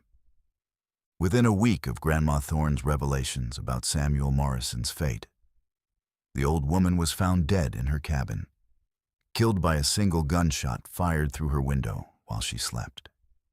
The killing was swift, efficient, and clearly the work of someone who had planned the attack carefully and executed it with deadly precision. No one in the community claimed responsibility for the shooting, and no official investigation was ever conducted, but the message was clear. Grandma Thorne's reign of terror had come to an end, and justice had been served in the only way that the isolated mountain community knew how to deliver it. The circumstances surrounding Grandma Thorne's death raised as many questions as they answered. While it was clear that she had been killed by someone in the community who had grown tired of living in fear of her alleged supernatural powers, the identity of her killer remained a mystery that was never solved. Some residents suspected that it was a family member of Samuel Morrison, seeking revenge for whatever role the old woman had played in his disappearance. Others believed that it was a coordinated effort by multiple community members who had decided that the threat posed by Grandma Thorne was too great to be allowed to continue. What made the killing particularly significant, however, was the timing and the apparent ease with which it was accomplished. For years, Grandma Thorne had been feared throughout the region for her alleged supernatural powers and her ability to curse or harm anyone who opposed her. The fact that she could be killed so easily, with no apparent supernatural retaliation or protection, suggested to many that her powers had either been greatly exaggerated or had somehow been stripped away from her when she revealed too much about her involvement in Morrison's disappearance. Professor Patrick Gaynor's documentation of the Witch of Booger Hole case in the 1970s was based on interviews with people who had actually lived through these events, or who had heard first-hand accounts from family members who were present during the time period. Gaynor's research revealed that the story was not merely a piece of folklore or legend, but was based on real events that had occurred in Clay County around 1900. His interviews with elderly residents of the area confirmed many of the details of the story and provided additional information about the social and cultural context in which these events had taken place. According to Gaynor's research, the Witch of Booger Hole case represented a classic example of how isolated mountain communities dealt with individuals who were perceived as threats to the social order and community safety. In a time and place where formal law enforcement was virtually non-existent and where people had to rely on their own resources for protection and justice, the killing of Grandma Thorne was seen not as murder, but as a necessary act of community self-defense against someone who had used fear and intimidation to terrorize her neighbors for years. The case also illustrated the complex relationship between folk beliefs, supernatural fears, and practical concerns that characterized life in the Appalachian Mountains during this period. While many residents genuinely believed in Grandma Thorne's supernatural powers and feared her ability to curse or harm them, They also recognized that her knowledge of Samuel Morrison's disappearance suggested involvement in a very real and very serious crime. The decision to kill her was based not just on superstitious fears, but on the practical understanding that she posed a genuine threat to the safety and well-being of the community. The location where these events took place, the area known as Booger Hole along Otter Creek, continued to have a sinister reputation long after Grandma Thorne's death. Local residents reported strange occurrences in the area, including unexplained lights, mysterious sounds, and feelings of unease that seemed to permeate the landscape around the old Thorne cabin. Some people claimed to have seen the ghost of Grandma Thorne wandering the creek banks at night, still searching for revenge against those who had ended her life and exposed her secrets. The psychological impact of the Witch of Booger Hole case on the local community was profound and long-lasting. The events had demonstrated that even the most feared and powerful individuals could be brought down when they went too far and threatened the fundamental safety and security of their neighbors. However, the case also reinforced beliefs about the reality of supernatural forces and the dangers of becoming involved with dark powers that could ultimately lead to destruction and death. Modern researchers who have studied the case have noted that it contains elements that are common to witch persecution throughout history. The accusation of supernatural powers, the attribution of unexplained misfortunes to magical causes, and the ultimate violent resolution when the accused individual was perceived as having gone too far. However, the Booger Hole case is unusual in that the alleged witch was not killed because of her supposed supernatural abilities, but because she revealed knowledge of a crime that suggested her involvement in very real and very serious wrongdoing. The case also raises important questions about the nature of justice in isolated communities and the ways in which people respond to threats that cannot be addressed through conventional legal channels. In a time and place where formal law enforcement was essentially non-existent, the killing of Grandma Thorne represented a form of frontier justice that was both brutal and effective in removing a perceived threat to community safety. The story of the Witch of Booger Hole continues to be told in Clay County and throughout West Virginia, serving as both entertainment and moral instruction for new generations of mountain residents. The tale reminds listeners about the dangers of becoming involved with dark forces and the ultimate consequences that await those who use fear and intimidation to control their neighbors. It also serves as a reminder that even the most powerful and feared individuals are not beyond the reach of justice. When they cross certain lines and threaten the fundamental safety and security of their communities. For those who study Appalachian folklore and supernatural traditions, the Witch of Booger Hole case represents one of the most complex and morally ambiguous stories in the region's rich tradition of witchcraft and supernatural encounters. The story combines elements of genuine folk belief, criminal activity, and community justice in ways that create a narrative that is both historically significant and deeply unsettling. Whether one believes in the reality of Grandma Thorne's supernatural powers or sees them as elaborate deceptions used to intimidate and control her neighbors, the case remains a powerful reminder of the dark currents that have always flowed beneath the surface of life in the isolated mountains and hollows of Appalachia. Moving to our seventh story, we enter the realm of documented religious supernatural phenomena, where faith, death, and divine intervention converged in one of the most thoroughly investigated and officially recognized hauntings in American Catholic history. The Priestfield Haunting of the 1790s stands as a unique case where supernatural terror was not only witnessed by multiple credible sources, but was ultimately resolved through religious ritual, creating a permanent monument to the power of proper spiritual observance and the consequences of denying the sacred rites to the dying. This extraordinary case unfolded in the easternmost corner of West Virginia, near Opequon Creek, on land that would eventually become one of the most spiritually significant locations in the region. Adam Livingston was a prosperous Protestant farmer who had built a successful life for himself and his family on their property near what is now Charlestown, West Virginia. The Livingstons were respected members of their community, known for their hard work, honest dealings, and practical approach to life that left little room for superstition or supernatural beliefs. Adam was a man who trusted in tangible things: good soil, hard work, and the Protestant faith that had sustained his family for generations.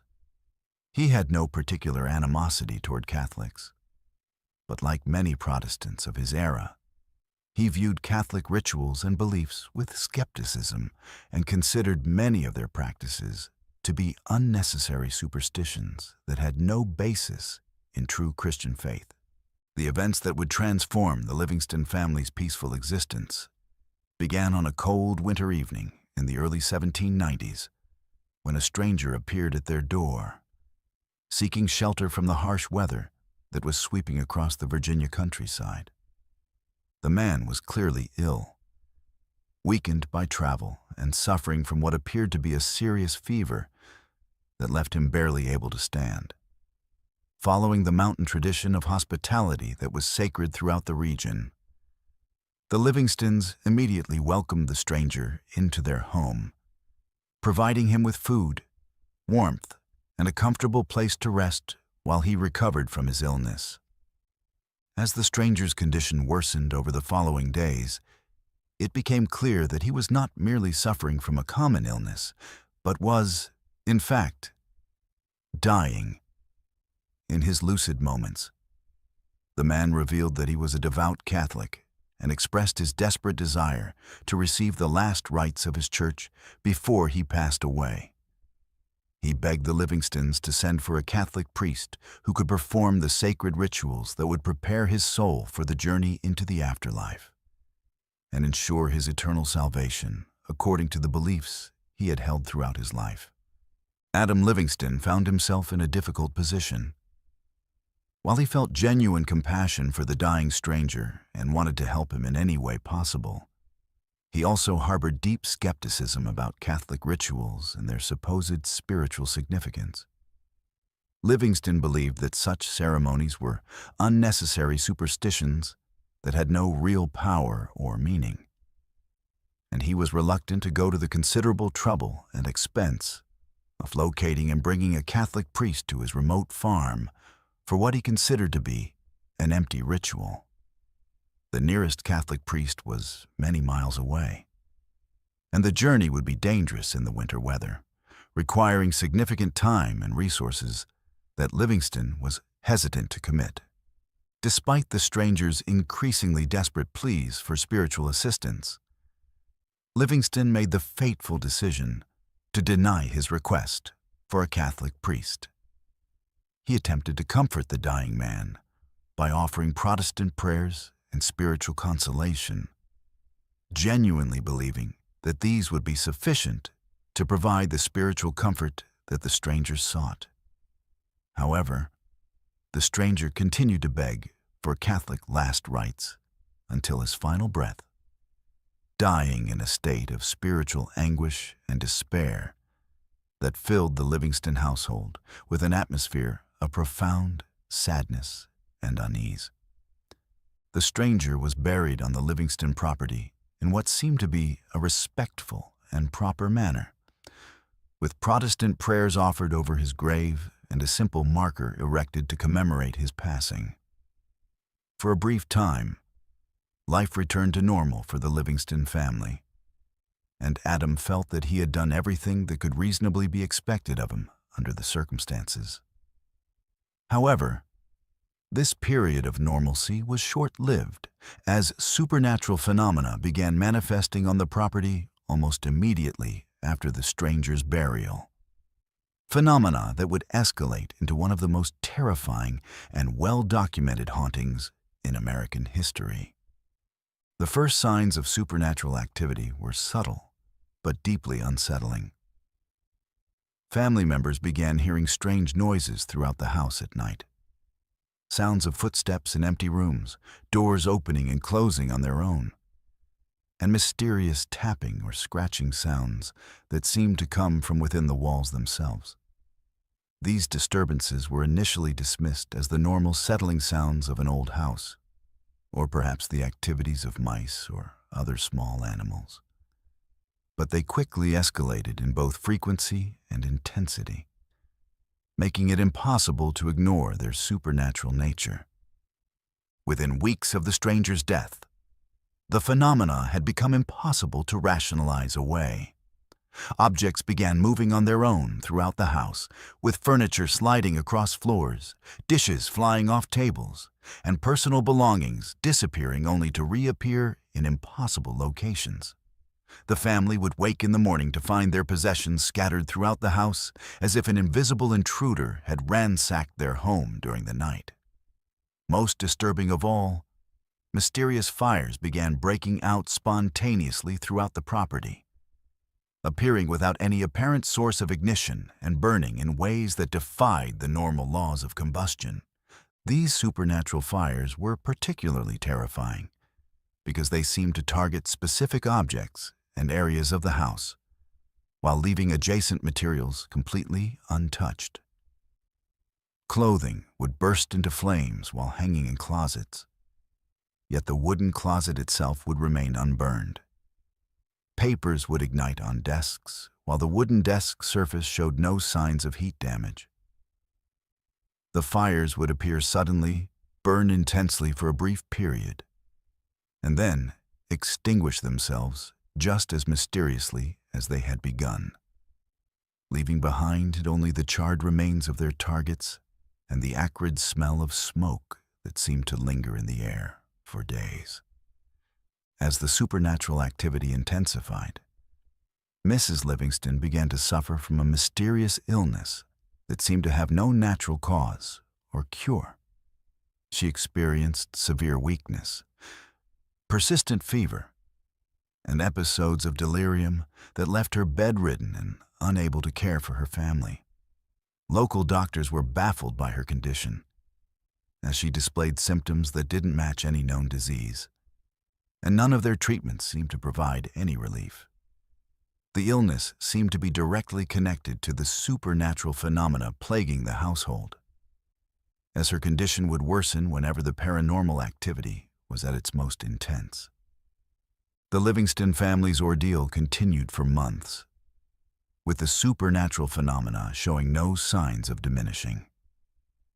Word of their plight spread throughout the local community, attracting curious visitors who came to witness the extraordinary events for themselves. Many of these visitors left as believers, having personally observed furniture moving without human intervention, objects appearing and disappearing, and the mysterious fires that seemed to burn according to their own supernatural logic rather than the natural laws of physics. The psychological toll on the Livingston family was enormous. They lived in constant fear and uncertainty, never knowing when the next supernatural manifestation would occur or what form it might take. Sleep became nearly impossible as the disturbances continued throughout the night, and the family's daily routines were constantly disrupted by the unpredictable paranormal activity. Adam Livingston, who had always prided himself on his rational, practical approach to life, found his worldview completely shattered by events that defied all logical explanation. It was during this period of intense supernatural terror that Adam Livingston experienced a prophetic dream that would ultimately provide the key to resolving the haunting. In this vivid and emotionally powerful dream, Livingston saw a Catholic priest dressed in black robes approaching his property. The priest in the dream had a kind but serious demeanor and seemed to radiate an aura of spiritual authority and peace that immediately calmed the supernatural chaos surrounding the Livingston home. The dream was so realistic and emotionally compelling that Livingston woke with the absolute conviction that this vision represented the solution to his family's supernatural ordeal. Following the guidance provided by his prophetic dream, Adam Livingston began searching for a Catholic priest who matched the description of the figure he had seen in his vision. His search led him to Father Dennis Cahill, a Catholic priest whose appearance and demeanor exactly matched the priest from Livingston's dream. When Livingston approached Father Cahill and explained the supernatural phenomena plaguing his household, the priest immediately understood the spiritual significance of what had occurred and agreed to come to the Livingston property to perform the proper Catholic burial rites for the deceased stranger. Father Cahill's arrival at the Livingston farm marked the beginning of the end of the supernatural haunting. The priest conducted a thorough investigation of the phenomena, interviewing family members and witnesses, examining the physical evidence of the supernatural activity, and spending time in prayer and meditation to understand the spiritual dimensions of the situation. Father Cahill concluded that the stranger spirit was indeed responsible for the haunting, trapped in a state of spiritual unrest because he had been denied the Catholic last rites that were essential for his soul's peaceful transition to the afterlife. The resolution of the Priestfield Haunting came when Father Cahill performed the proper Catholic burial ceremony for the deceased stranger, providing the spiritual rites that had been denied to him in life. The ceremony was conducted with full Catholic ritual and solemnity, including prayers for the dead, blessings for the deceased soul, and the proper consecration of his burial site according to Catholic tradition. The moment the ceremony was completed, all supernatural activity on the Livingston property ceased immediately and permanently, as if a spiritual switch had been turned off. The transformation was as dramatic as it was immediate. Mrs. Livingston's mysterious illness disappeared completely, and she made a full recovery within days of Father Cahill's intervention.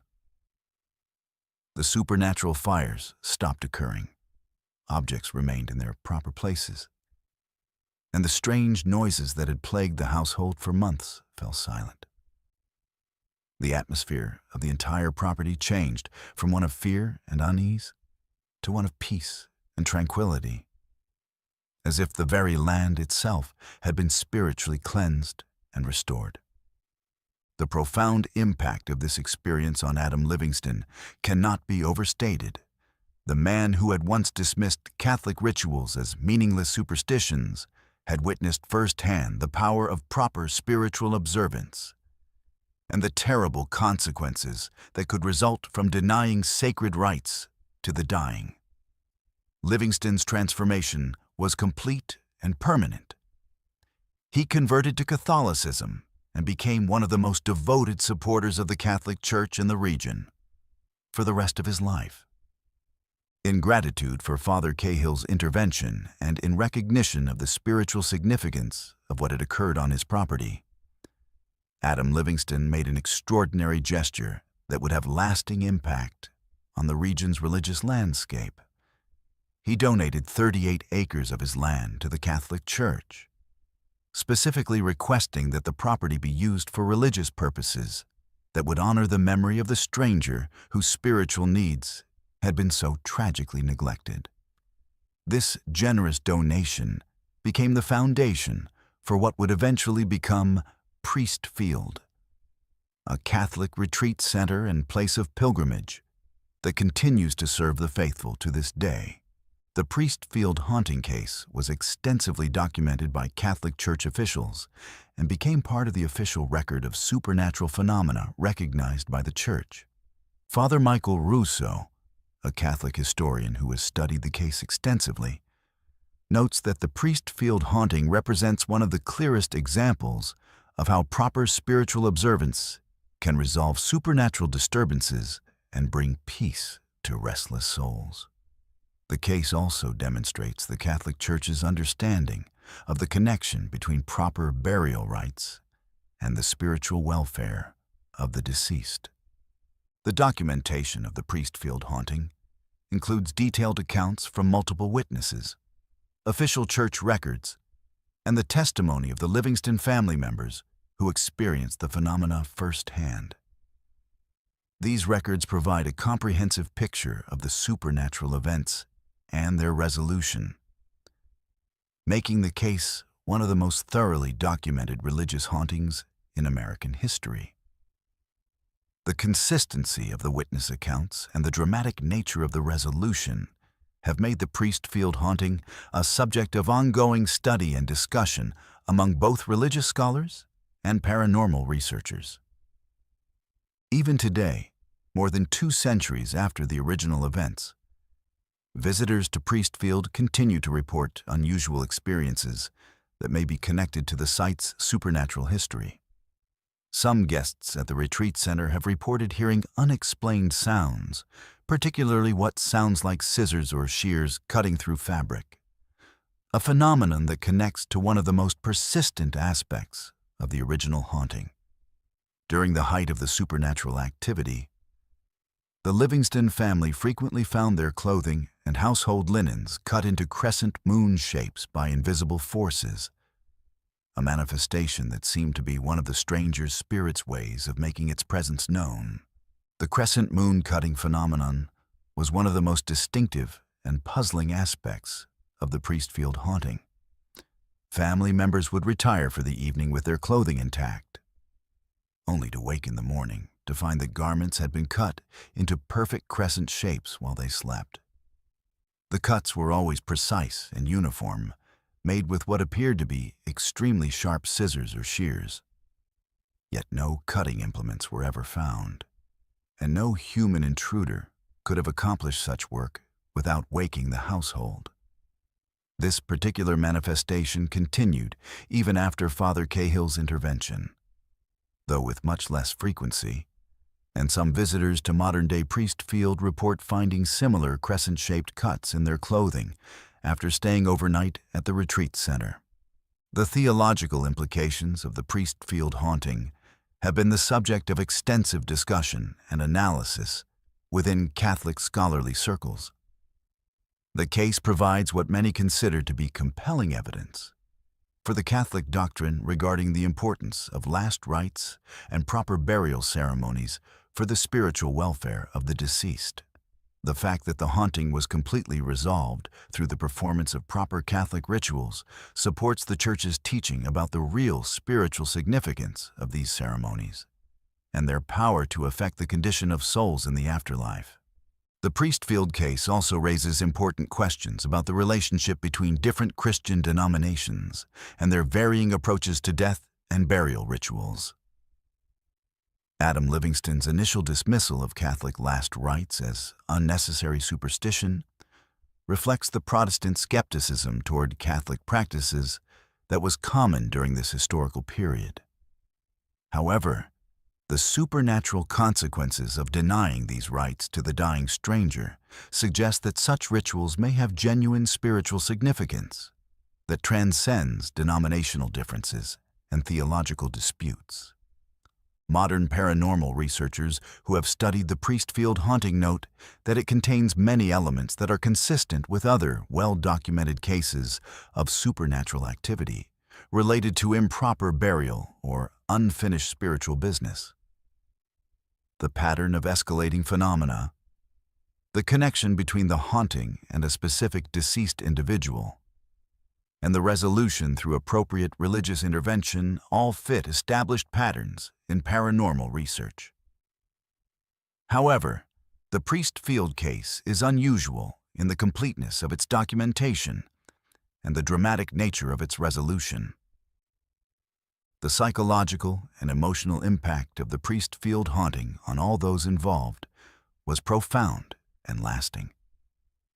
For the Livingston family, the experience represented a complete transformation of their understanding of spiritual reality and the importance of religious observance. Adam Livingston's conversion to Catholicism was not merely an intellectual decision, but a deeply personal response to having witnessed the power of Catholic spiritual practices to resolve supernatural disturbances and bring peace to troubled souls. The case also had a significant impact on the broader community, serving as a powerful testimony to the reality of supernatural phenomena and the importance of treating the dying with proper spiritual care, regardless of their religious background. The story of the Priestfield Haunting was passed down through generations of local families, serving as both a cautionary tale about the consequences of denying spiritual comfort to the dying and an inspiring example of how faith and proper religious observance can overcome even the most terrifying supernatural manifestations. For contemporary visitors to Priestfield, the site serves as a place of spiritual reflection and renewal, where the dramatic events of the 1790s continue to inspire faith and devotion among those who come to pray and meditate. The retreat center offers programs and activities that help visitors connect with the spiritual significance of the location, while also learning about the historical events that led to its establishment. Many guests report feeling a profound sense of peace and spiritual presence at Priestfield, as if the resolution of the original haunting created a lasting atmosphere of divine blessing and protection. The Priestfield Haunting remains one of the most compelling and well-documented cases of religious supernatural phenomena in American history, offering valuable insights into the relationship between faith, death, and the afterlife.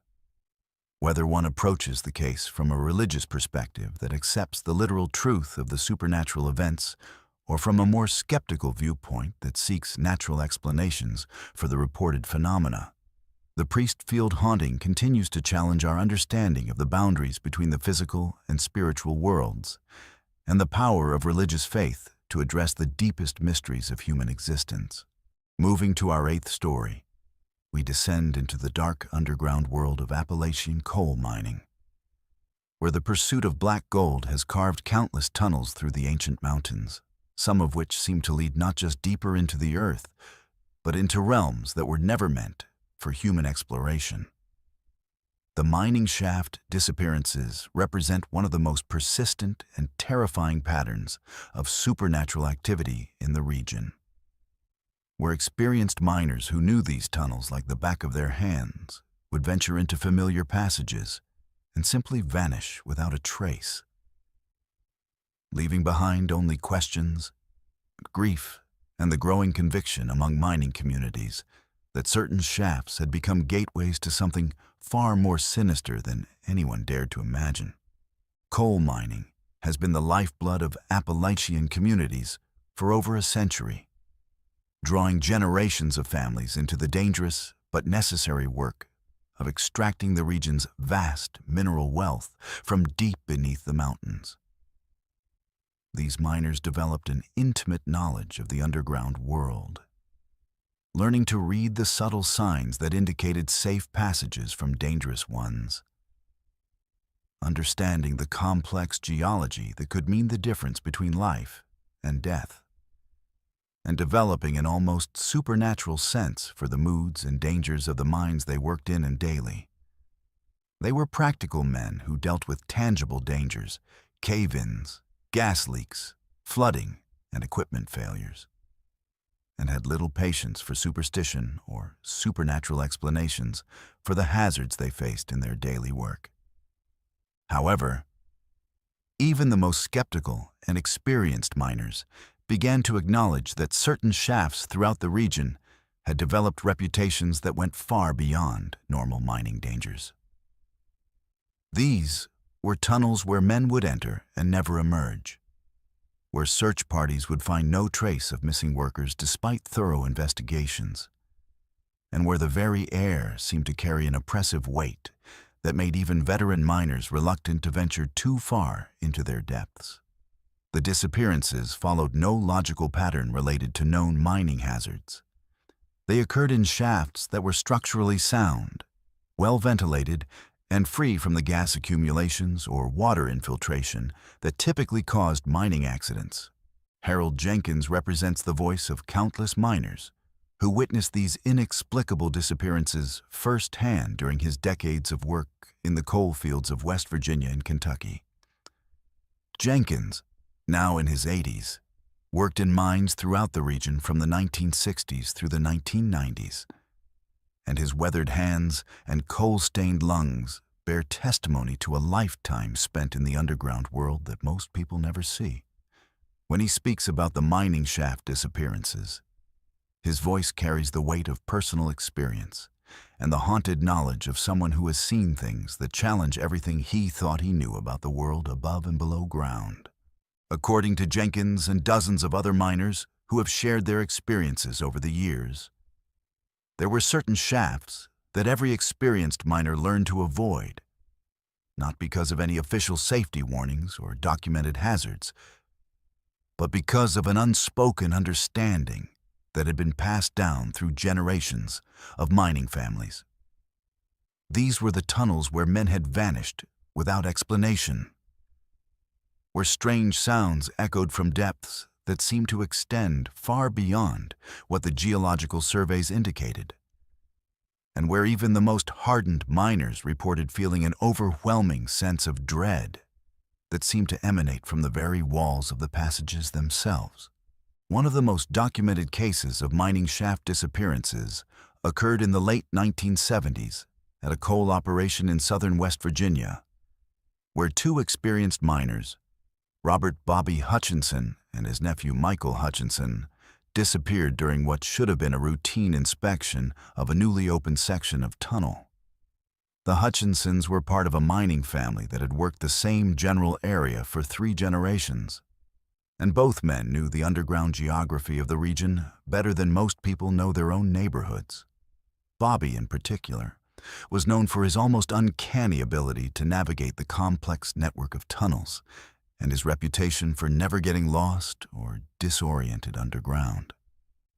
On the morning of their disappearance, Bobby and Michael had been assigned to inspect a section of tunnel that had been sealed off for several months due to minor structural concerns, but had recently been cleared for reopening by safety inspectors.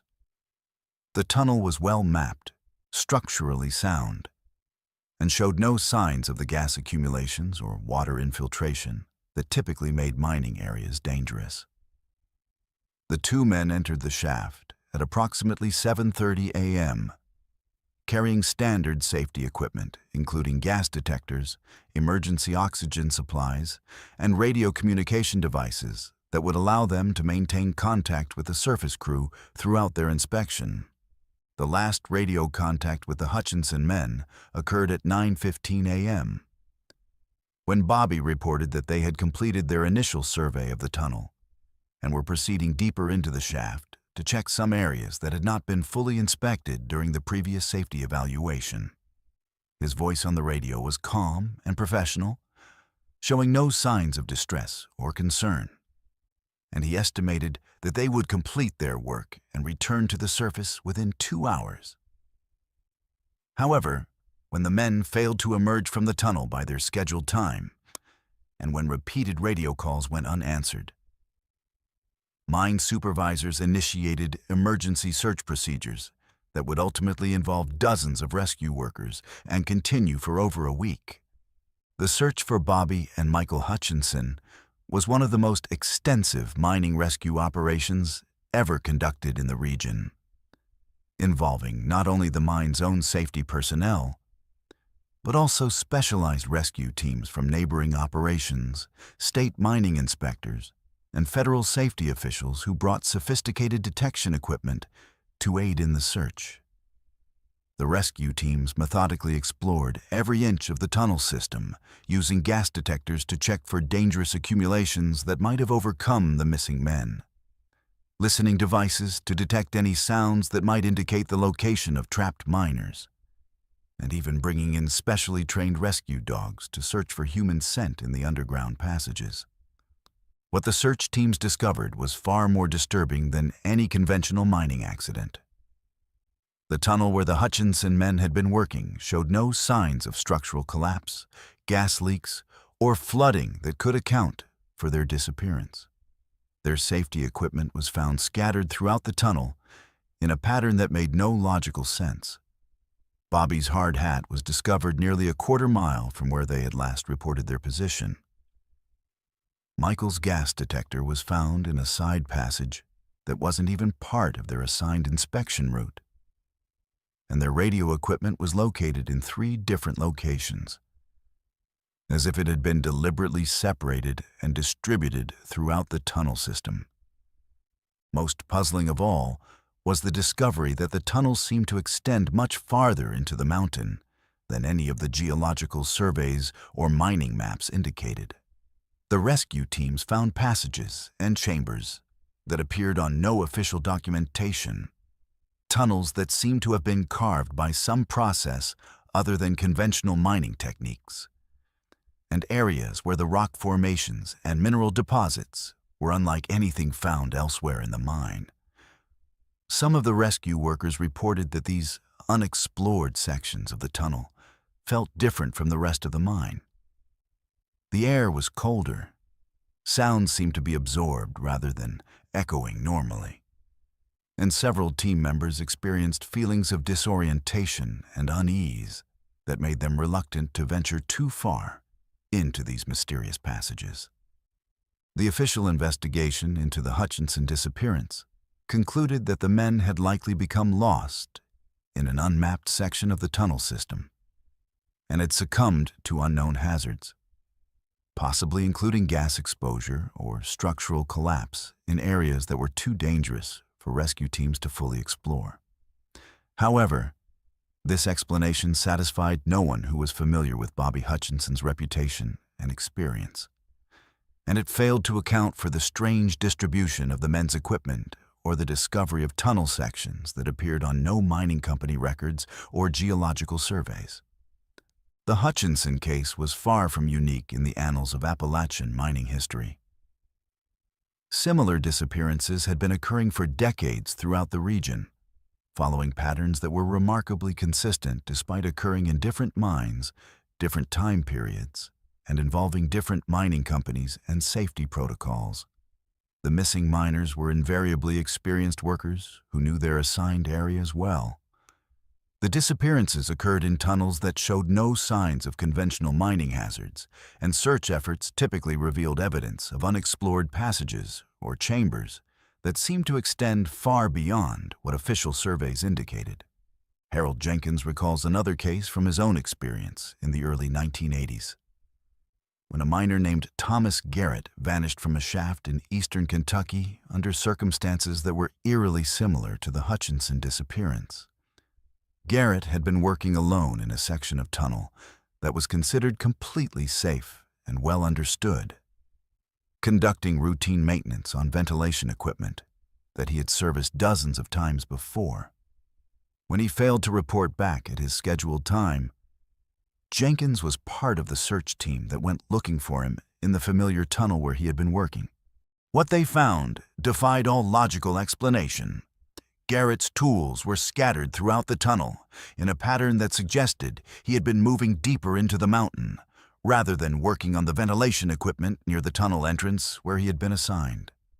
His lunch pail was discovered in a side passage that Jenkins was certain had not existed the previous week, when he had worked in the same area. Most disturbing of all, the search team found footprints in the coal dust that seemed to show Garrett walking steadily deeper into the mountain, following passages that appeared to lead into sections of the mine that no one had ever explored or mapped.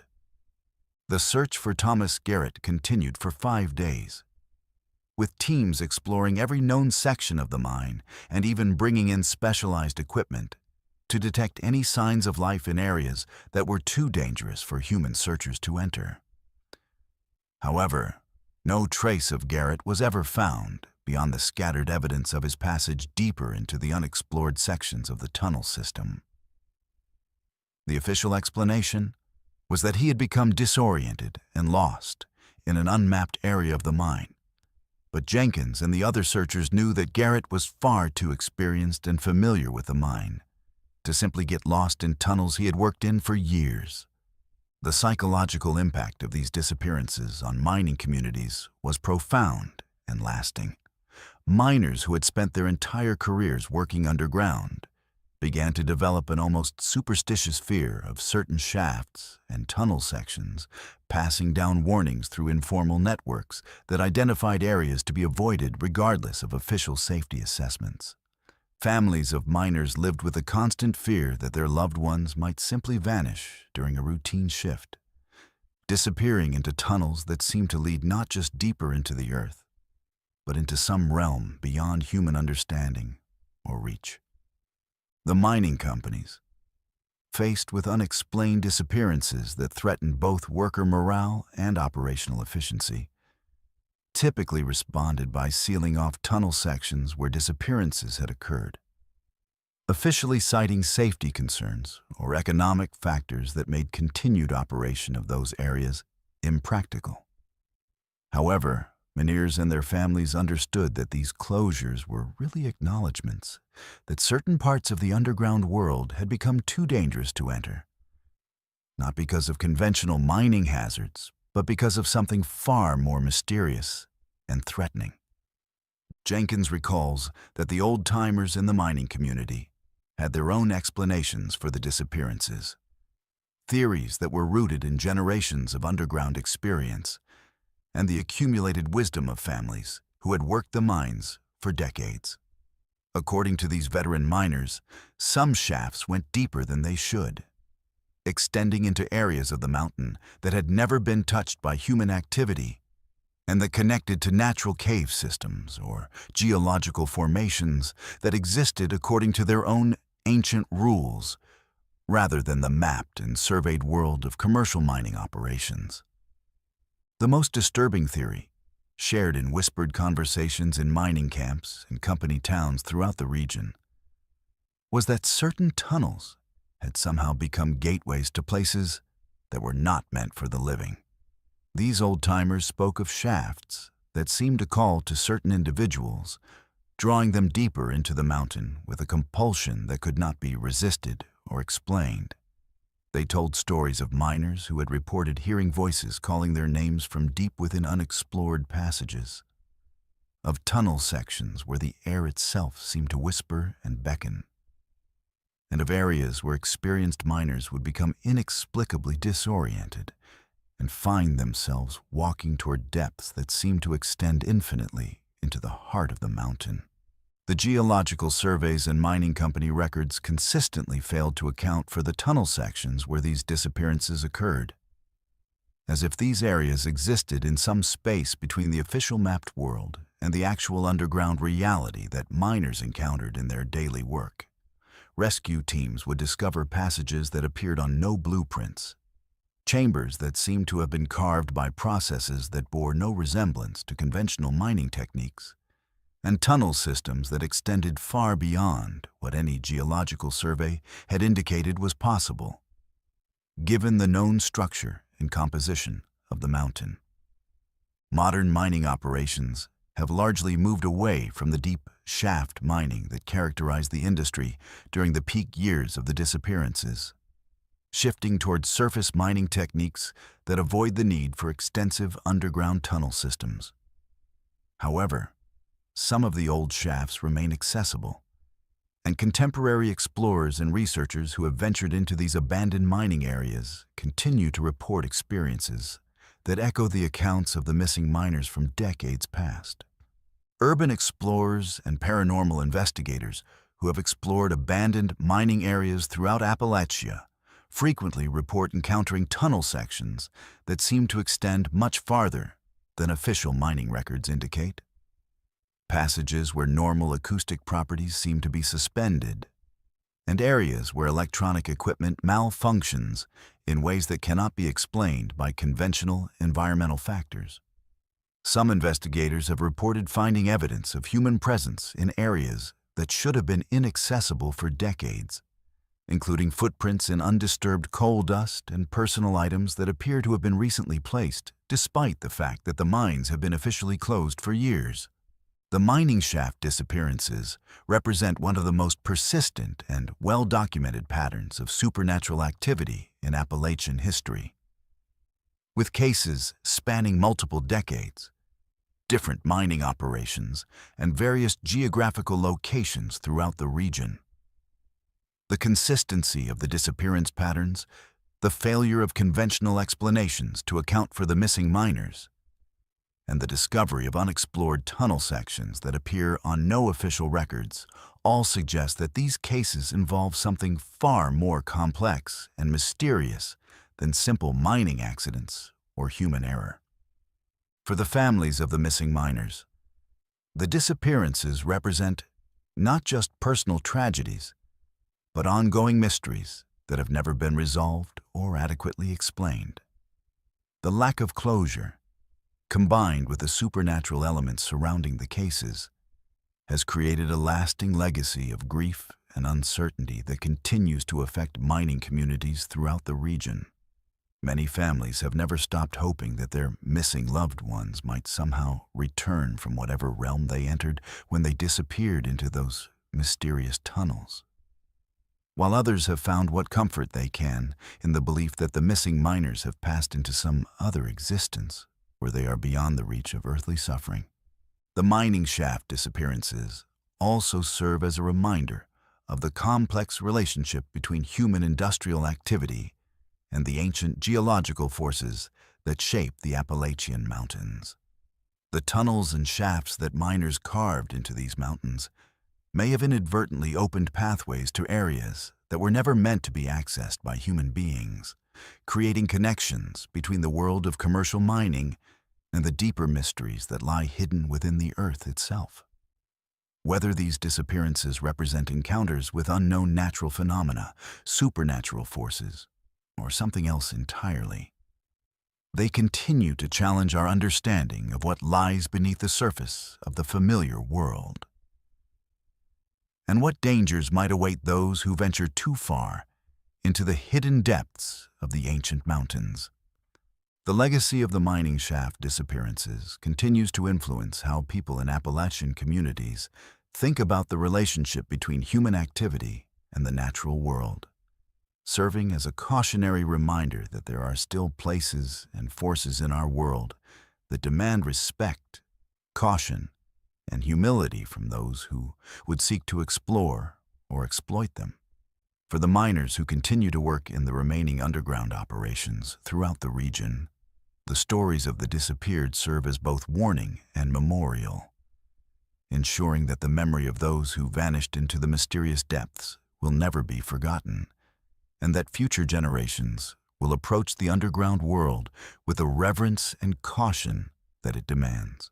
Moving to our ninth story, we venture into the picturesque mountain valley of Valle Crucis, North Carolina, where the serene beauty of rolling hills and ancient forests conceals one of the most persistent and terrifying supernatural guardians in all of Appalachia.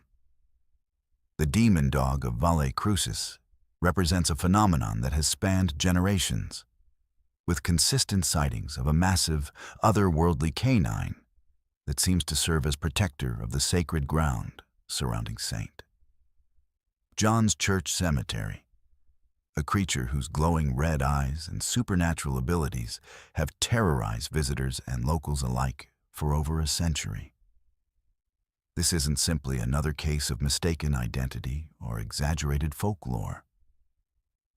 This is a documented pattern of encounters with an entity that appears to exist specifically to guard the boundary between the world of the living and the realm of the dead. Valle Crucis, whose name means Valley of the Cross in Latin, sits nestled in the Blue Ridge Mountains of western North Carolina, a place where Cherokee spiritual traditions merged with European Christian beliefs to create a unique spiritual landscape that seems to attract supernatural phenomena. The valley has been considered sacred ground for thousands of years, first by the Cherokee people who recognized the area's spiritual significance, and later by Christian settlers who established St. John's Church in the mid-1800s as a beacon of faith in the remote mountain wilderness. The church and its surrounding cemetery occupy a site that local Cherokee tradition identified as a place where the veil between worlds was particularly thin, a location where spirits could more easily cross between the physical and supernatural realms. St. John's Church itself is a modest but beautiful stone structure that was built in 1862 using local materials and traditional mountain craftsmanship. The church sits on a small rise overlooking the valley, surrounded by ancient oak and maple trees that create a natural cathedral of living pillars and leafy arches. The cemetery that surrounds the church contains graves dating back to the earliest European settlement of the area, with weathered headstones marking the final resting places of pioneers, farmers, and mountain families who carved out lives in this remote and challenging landscape. It is among these graves, in the shadows cast by the old trees and weathered monuments, that the demon dog has been seen countless times over the past century and a half.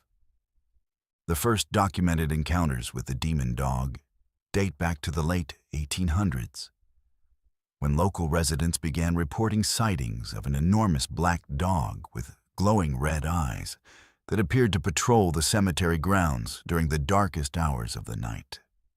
Unlike ordinary dogs, this creature was described as being the size of a small horse, with a massive head, powerful shoulders, and eyes that burned with an inner fire that seemed to pierce through darkness and a fog alike.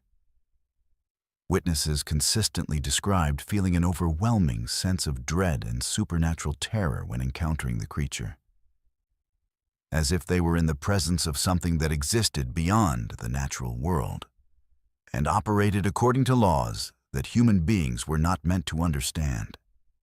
Dr. Rebecca Adams, a folklore researcher at Appalachian State University who has spent decades studying supernatural phenomena throughout the Blue Ridge Mountains, became interested in the Valle Crucis demon dog case in the late 1980s when two of her graduate students reported a terrifying encounter with the creature during a research trip to document local folklore and oral traditions.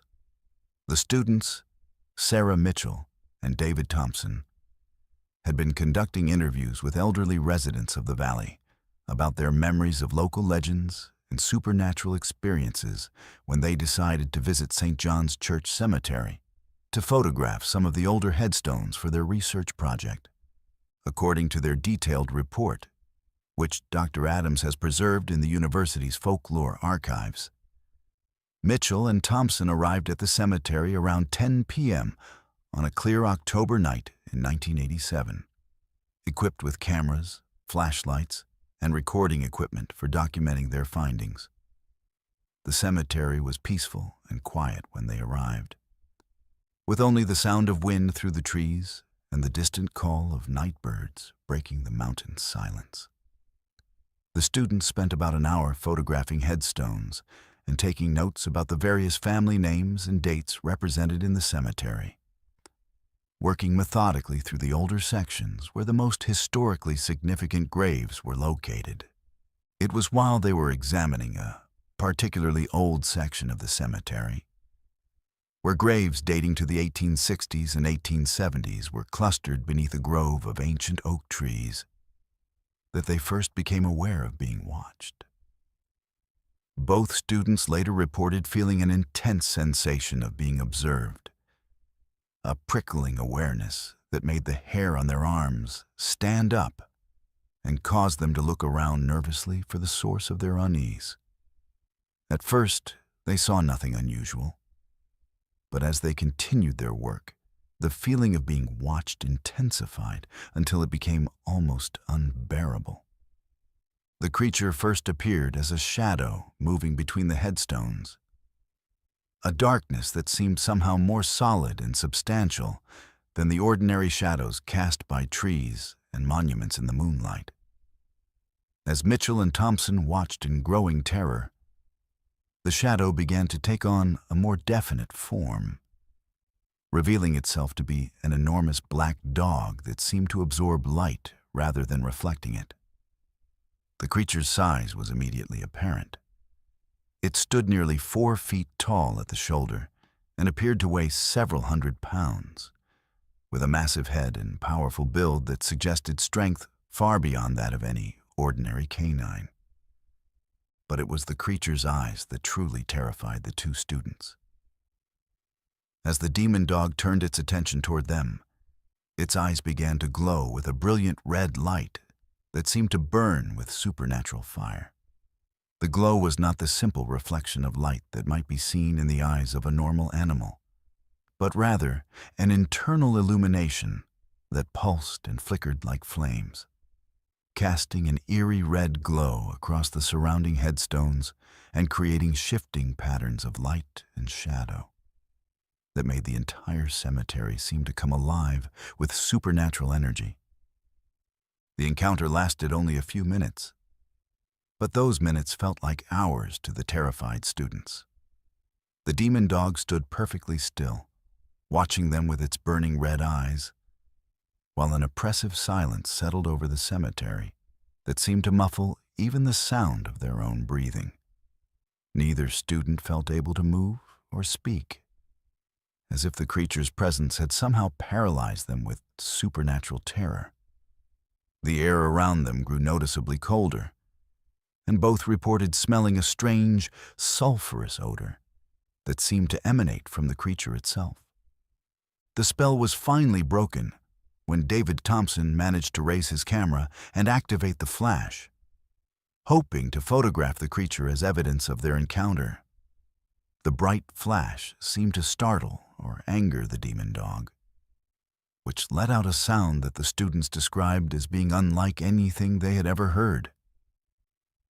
Not quite a bark or growl, but rather a deep, resonant howl that seemed to come from somewhere far deeper than the creature's throat, a sound that vibrated through their bones and filled them with an even more intense fear than they had already been experiencing.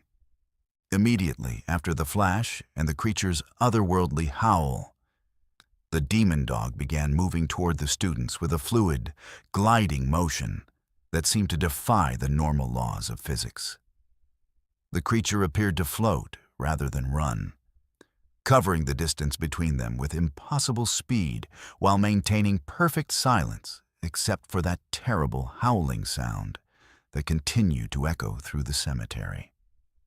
Faced with this supernatural pursuit, Mitchell and Thompson abandoned their equipment and fled the cemetery as fast as their legs could carry them, not stopping until they reached their car and could drive away from the haunted ground.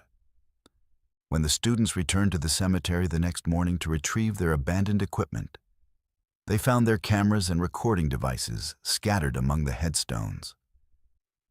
But the film in their cameras had been completely exposed and ruined, as if it had been subjected to intense light or radiation. More disturbing still, they discovered that several of their photographs from earlier in the evening, taken before their encounter with the demon dog, showed strange anomalies. Dark shapes moving between headstones, unexplained lights floating above graves, and in one particularly chilling image, what appeared to be the glowing red eyes of the creature watching them from the shadows, even before they had been consciously aware of its presence. Dr. Adams's investigation of the students' encounter led her to discover that similar sightings had been occurring at St. John's Church Cemetery for over a century, with remarkably consistent descriptions provided by witnesses from different time periods and backgrounds. Local families who had lived in Valle Crucis for generations shared stories that had been passed down through their families about encounters with the demon dog. And Dr. Adams found newspaper accounts and church records that documented sightings dating back to the 1890s.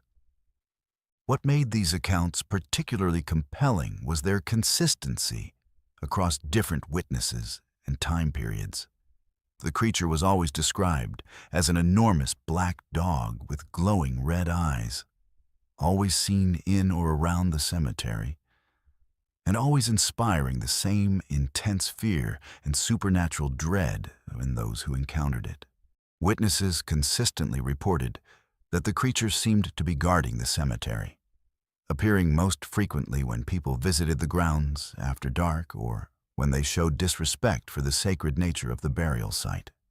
One particularly detailed account came from the family of Thomas Whitman, whose grandfather had served as caretaker of St. John's Church Cemetery in the early 1900s.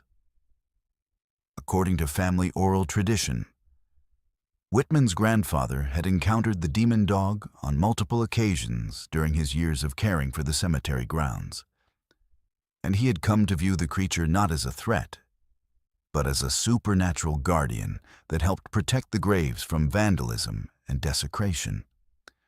The grandfather reported that the creature would appear whenever strangers visited the cemetery with ill intentions, driving away those who came to steal from graves or damage headstones, while leaving respectful visitors unmolested. This protective aspect of the demon dog's behavior was confirmed by other witnesses who reported that the creature seemed to distinguish between different types of visitors to the cemetery. People who came to pay respects to deceased family members or to conduct legitimate research were generally left alone, while those who approached the cemetery with disrespectful or malicious intentions were more likely to encounter the creature and experience its terrifying presence. This selective behavior suggested that the demon dog possessed some form of supernatural intelligence that allowed it to judge the intentions and character of those who entered its domain. The Cherokee spiritual traditions associated with the Valle Crucis area provide additional context for understanding the demon dog phenomenon.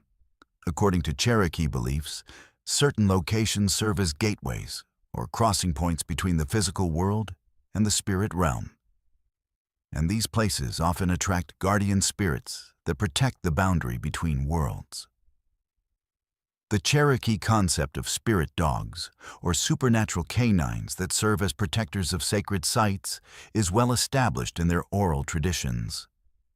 And the appearance of such a creature at a location that was already considered spiritually significant would be consistent with their understanding of how the spirit world interacts with physical reality. The Christian interpretation of the demon dog phenomenon has varied considerably among different members of the local religious community. Some have viewed the creature as a demonic entity that represents the forces of evil attempting to corrupt or claim sacred ground, while others have interpreted it as a divine guardian sent to protect the cemetery and its inhabitants from harm. The creature's apparent ability to distinguish between respectful and disrespectful visitors has led some local Christians to view it as an instrument of divine justice rather than a manifestation of evil. Though its terrifying appearance and supernatural nature continue to inspire fear, even among those who believe it serves a protective purpose. Modern paranormal investigators who have studied the Valle Crucis demon dog have noted that the creature's behavior and characteristics are consistent with other supernatural guardian entities reported at sacred sites around the world. The combination of protective behavior, selective appearance, and terrifying supernatural abilities suggests that the creature may represent a type of spiritual phenomenon that transcends specific cultural or religious interpretations, manifesting in ways that are shaped by local beliefs and traditions, but serving a universal function as protector of sacred space. The psychological impact of demon dog encounters on witnesses has been consistently profound and lasting. People who have seen the creature report that the experience changes their understanding of reality and their relationship with the supernatural world. Many witnesses describe feeling as though they have been marked or chosen by their encounter, carrying with them a permanent awareness of the presence of forces beyond normal human experience. Some report that their encounter with the demon dog has strengthened their faith and their respect for sacred places, while others describe feeling haunted by the memory of those burning red eyes and the sense of otherworldly intelligence behind them. The photographic and physical evidence associated with demon dog encounters has been frustratingly elusive, with cameras frequently malfunctioning or producing images that are too unclear to provide definitive proof of the creature's existence. However, investigators have documented various forms of indirect evidence, including unexplained animal tracks that are too large to belong to any known species of dog or wolf, areas of disturbed ground around graves where the creature has been sighted, and electromagnetic anomalies detected by sensitive equipment in areas where encounters have occurred. The seasonal patterns of demon dog sightings suggest that the creature may be more active during certain times of the year, particularly around traditional times of spiritual significance such as Halloween, All Saints' Day, and the anniversary dates of significant deaths in the local community. Some researchers have noted that sightings tend to increase during periods when the cemetery is threatened by development, or when local spiritual traditions are being challenged or forgotten, suggesting that the creature's appearances may be connected to the need to protect and preserve the sacred nature of the site. Contemporary visitors to St. John's Church Cemetery continue to report encounters with the demon dog, though the creature seems to have become somewhat more elusive in recent decades as the area has become more developed and populated. However, those who visit the cemetery with respectful intentions and an awareness of its spiritual significance may still catch glimpses of glowing red eyes watching from the shadows among the headstones, or hear the echo of that otherworldly howl carrying across the valley on still mountain nights. The Valle Crucis demon dog represents one of the most enduring and well-documented supernatural guardians in Appalachian folklore, serving as a bridge between ancient Cherokee spiritual traditions and contemporary paranormal phenomena.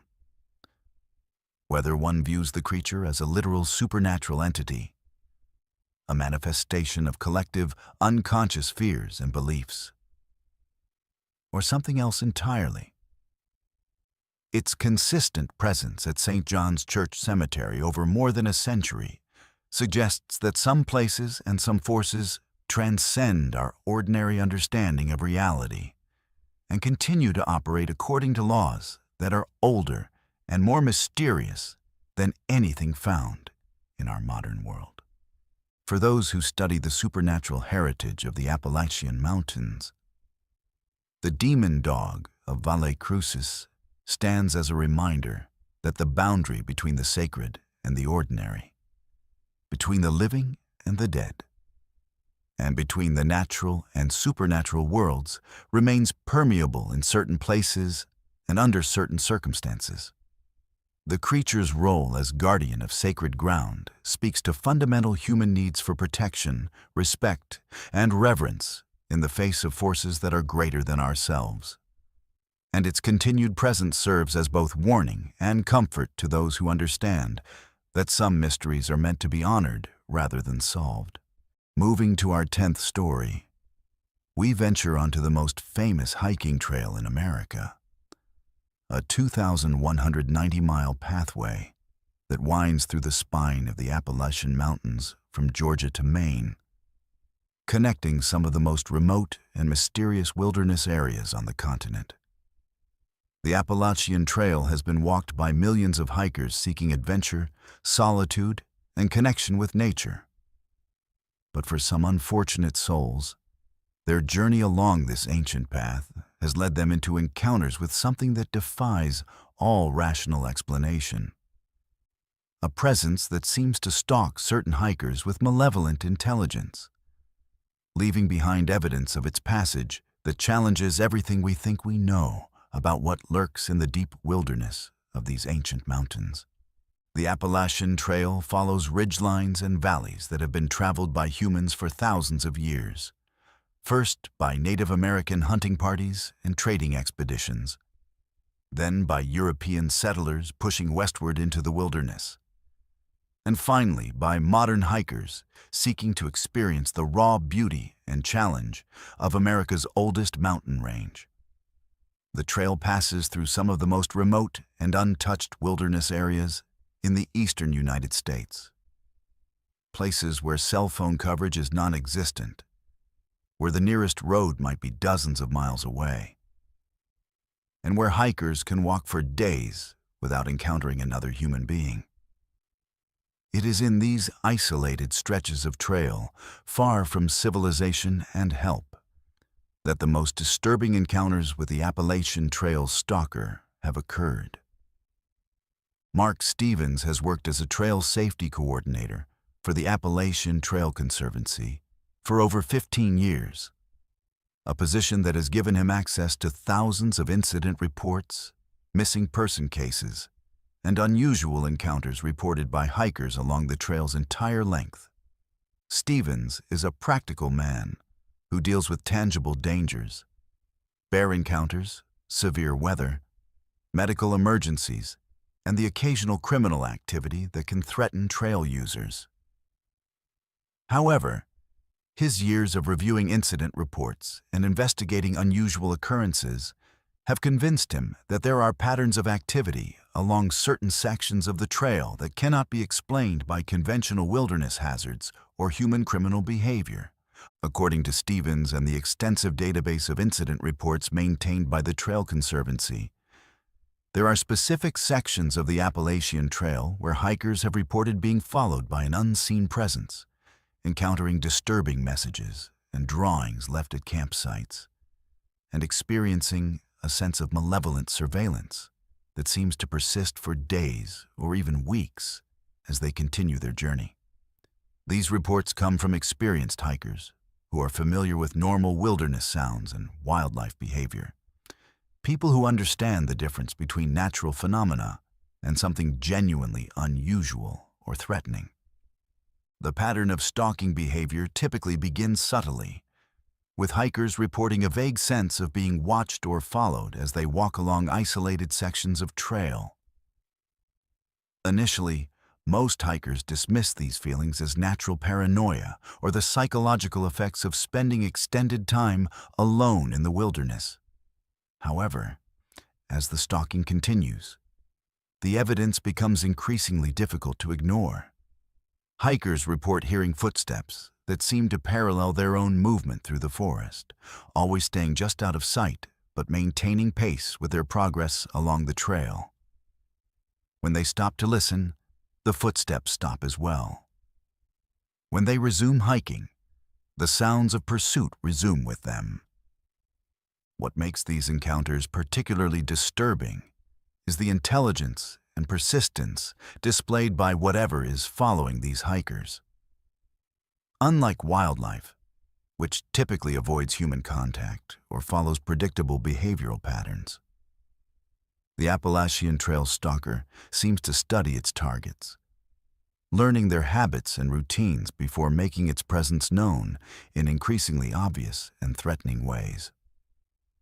Hikers report finding their campsites disturbed during the night, with gear moved or rearranged in ways that suggest careful examination rather than random animal interference.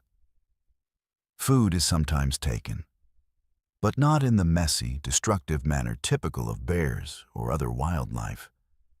Instead, items are removed selectively and precisely, as if the stalker is sampling or studying the hiker's supplies. One of the most documented cases of Appalachian trail stalking occurred in 2018, when a solo hiker named Jennifer Walsh reported being followed for over 200 miles along sections of the trail in Virginia and West Virginia. Walsh was an experienced, long-distance hiker who had completed several major trails and was familiar with normal wilderness conditions and wildlife behavior.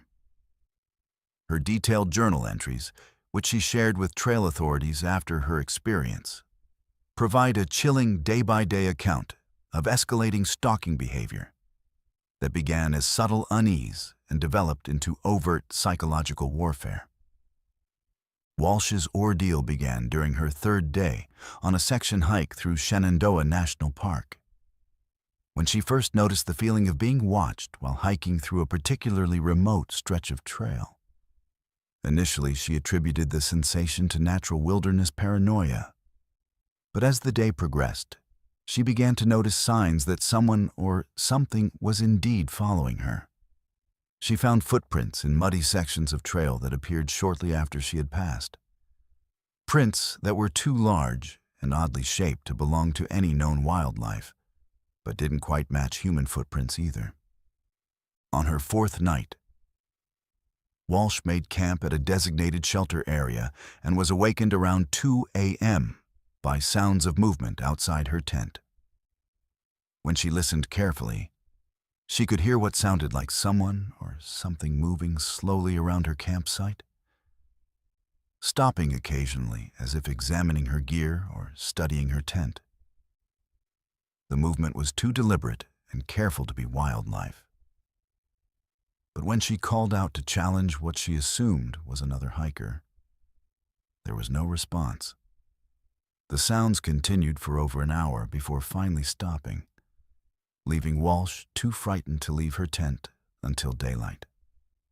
The next morning, Walsh discovered that her campsite had indeed been visited during the night. Her hiking boots, which she had left outside her tent, had been moved several feet away and arranged in a precise pattern that seemed intentional rather than random. More disturbing still, she found a series of strange markings scratched into the dirt around her tent.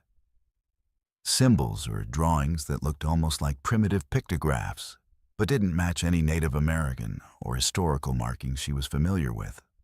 The drawings seemed to depict a human figure being followed or pursued by a larger, more ambiguous shape. As Walsh continued her hike over the following days, the stalking behavior escalated dramatically. She began finding more elaborate messages and drawings left at campsites and trail junctions, always appearing overnight or during periods when she had stopped to rest. The messages were disturbing in their specificity. Some included details about her hiking route that suggested her stalker had been observing her for days, while others contained personal information that should have been impossible for a stranger to know. One particularly chilling message, carved into a wooden trail sign, read, "Jennifer stops for water every 2.3 miles. A reference to her personal hiking rhythm that she had never shared with anyone. The psychological pressure of being constantly watched and followed began to take a severe toll on Walsh's mental state. She found herself constantly looking over her shoulder, jumping at normal forest sounds, and becoming increasingly paranoid about every shadow and movement in her peripheral vision. Sleep became nearly impossible, as she lay awake in her tent, listening for signs of her stalker's presence, and wondering what new message or threat she might find in the morning. The climax of Walsh's ordeal came on her 8th day of being stalked, when she discovered a message that demonstrated knowledge that no human stalker could possibly have possessed. Left at her campsite was a detailed drawing that depicted not only her exact location and the contents of her backpack, but also included a sketch of a tin container with a note that read, "This was the last thing Sarah ever saw." The reference to someone named Sarah was completely inexplicable. Walsh knew no one by that name, had never mentioned such a person in her journal or conversations, and could find no logical explanation for how her stalker could have known about anyone named Sarah. When Walsh reported this incident to trail authorities, Stevens and his team conducted an extensive investigation that included searching missing person databases for any hikers named Sarah who had disappeared along the Appalachian Trail. What they discovered was deeply disturbing. There was indeed a record of a hiker named Sarah Mitchell, who had vanished without a trace along the same section of trail where Walsh had been stalked. But Sarah's disappearance had occurred over 3 years earlier, and the case had never been solved. There was no way that Walsh could have known about Sarah's disappearance, as the case had received minimal media coverage and was not widely known, even among regular trail users.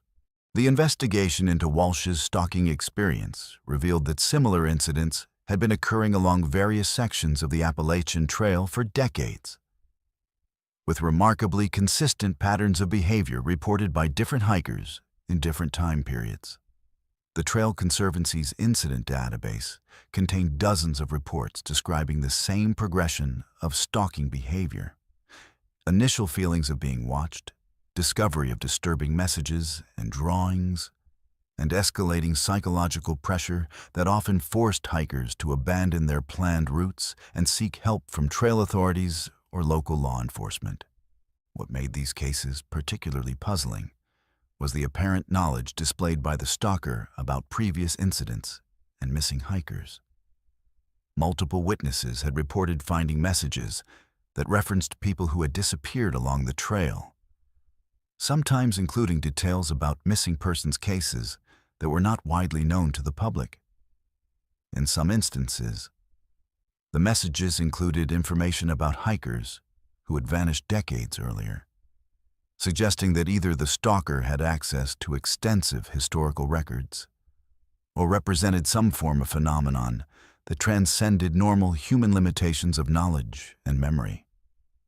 The physical evidence left by the Appalachian Trail stalker has been analyzed by various experts, including forensic specialists, anthropologists, and wildlife biologists.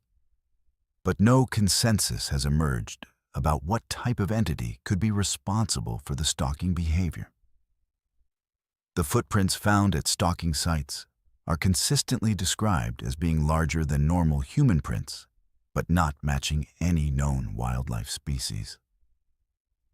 The markings and drawings left at campsites show a level of artistic sophistication and symbolic complexity that suggests intelligence. But the symbols themselves don't match any known human cultural traditions or writing systems. Some researchers have theorized that the Appalachian Trail stalker might represent a previously unknown species of primate or humanoid creature that has adapted to life in the remote wilderness areas along the trail.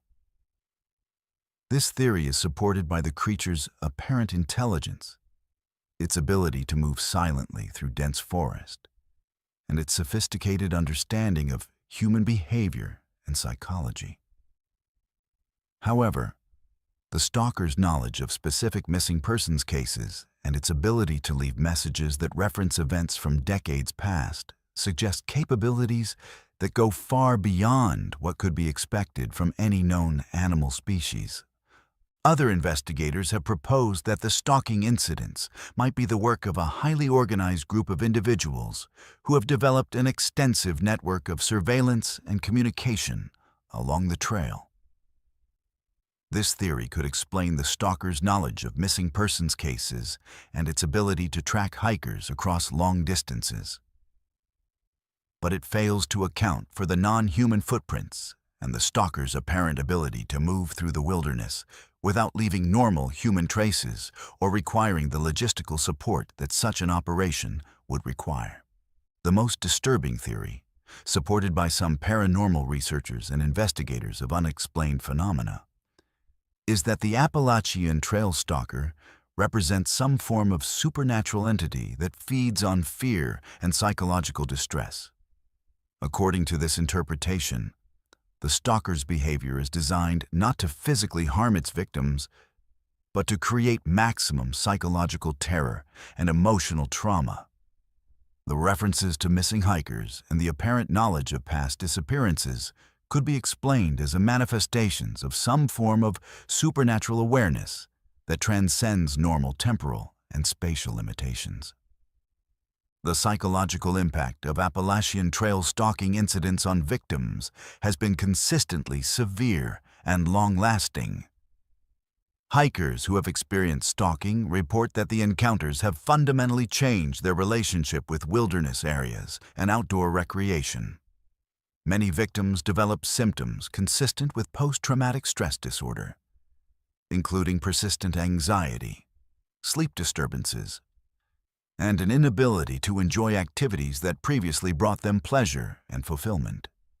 Some stalking victims have never returned to long-distance hiking, while others report that they can no longer hike alone or in remote areas without experiencing overwhelming fear and paranoia. The Trail Conservancy has implemented various safety measures designed to reduce the risk of stalking incidents, and provide support for hikers who report unusual encounters. These measures include improved communication systems that allow hikers to report incidents more quickly, increased ranger patrols in areas where stalking has been reported, and educational programs that help hikers recognize the signs of being followed or stalked. However, Stevens acknowledges that these conventional safety measures may be inadequate for dealing with a phenomenon that appears to operate outside the boundaries of normal human behavior and understanding. The geographic distribution of Appalachian Trail stalking incidents shows some interesting patterns that may provide clues about the nature of the phenomenon. Stalking reports are most common in the most remote and isolated sections of the trail, particularly in areas where the trail passes through old-growth forests or follows ancient Native American pathways. Some researchers have noted that stalking incidents seem to cluster around areas where the trail intersects with other unexplained phenomena, such as locations where cryptid sightings have been reported or where unusual disappearances have occurred. The seasonal patterns of stalking incidents also suggest that the phenomenon may be influenced by environmental or temporal factors that are not yet understood. Stalking reports are most common during the late fall and early winter months, when fewer hikers are on the trail and the forest canopy is bare, providing better visibility for surveillance. Some investigators have theorized that the stalker may be more active during these periods because the reduced hiker traffic makes it easier to focus on individual targets without interference from other trail users. The technological aspects of modern stalking incidents have raised additional questions about the nature of the phenomenon. Some hikers have reported that their electronic devices, including GPS units, cell phones, and digital cameras, malfunction or produce anomalous readings in areas where stalking has occurred. These electronic disturbances could indicate the presence of some form of electromagnetic phenomenon associated with the stalker, or they could represent deliberate interference designed to isolate victims and prevent them from documenting their experiences or calling for help. The cultural and historical context of the Appalachian Trail provides additional perspective on the stalking phenomenon. The trail follows routes that have been used by humans for thousands of years, including ancient Native American hunting and trading paths that connected distant tribes and communities. Some researchers have suggested that the stalking incidents might be connected to spiritual or supernatural forces associated with these ancient pathways, representing some form of guardian or protector spirit that has become corrupted or malevolent over time. The impact of Appalachian Trail stalking incidents on local communities along the trail has been significant, particularly in areas where multiple incidents have been reported. Local law enforcement agencies have had to develop new protocols for investigating reports of stalking that may involve non-human entities. And some communities have experienced economic impacts as fearful hikers avoid certain sections of trail or cancel planned hiking trips altogether. For those who study unexplained phenomena and supernatural encounters, the Appalachian Trail stalker represents one of the most complex and disturbing cases in the modern era. The combination of intelligent behavior, extensive knowledge of past events, and apparent supernatural abilities creates a phenomenon that challenges conventional understanding of what is possible in our world. Whether the stalker represents an unknown species, a supernatural entity, or something else entirely, its presence along America's most famous hiking trail serves as a reminder that even in our modern connected world, there are still mysteries lurking in the remote wilderness areas that defy explanation and continue to threaten those who venture too far from the safety of civilization. The ongoing nature of the Appalachian Trail stalking phenomenon means that new incidents continue to be reported, and researchers continue to gather evidence and develop theories about what might be responsible for these terrifying encounters. As more hikers venture onto the trail and technology improves our ability to document and analyze unusual incidents, we may eventually develop a better understanding of what stalks the ancient pathways of the Appalachian Mountains. Until then, the Appalachian Trail Stalker remains one of the most persistent and frightening mysteries of the American wilderness. A reminder that some shadows in the forest may be more than just tricks of light, and that some footsteps following behind us on the trail may belong to something that should not exist in our rational, ordered world. Moving to our final and perhaps most disturbing story, we enter the realm of documented supernatural possession and poltergeist activity that terrorized a mountain family in the early 1900s and attracted national attention from paranormal investigators, religious leaders, and even the wife of the famous magician Harry Houdini. The bouncing Bertha phenomenon represents one of the most thoroughly documented cases of supernatural activity involving a child in American history. A case so extraordinary and well-witnessed that it challenged the skepticism of even the most hardened investigators and left an indelible mark on the field of paranormal research.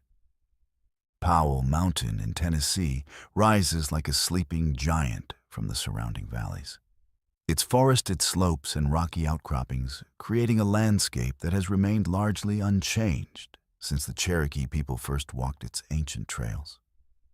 In the early 1900s, this remote mountain was home to scattered families who eked out difficult lives from the unforgiving terrain, living in simple cabins and surviving through subsistence farming, hunting, and the occasional cash crop that could be sold in the distant towns below. It was in one of these isolated mountain cabins that a young girl named Bertha became the center of supernatural phenomena so violent and persistent that they would eventually attract investigators from across the United States and beyond. Bertha was described by those who knew her as a typical mountain child, hardy, resilient, and accustomed to the challenges of life in the remote Appalachian wilderness. She lived with her family in a modest log cabin that her father had built with his own hands, a structure that was solid and well constructed according to the traditional mountain building techniques that had served generations of settlers in the region. The cabin sat on a small clearing carved from the dense forest that covered Powell Mountain, surrounded by towering oak and hickory trees that provided both shelter and isolation from the outside world.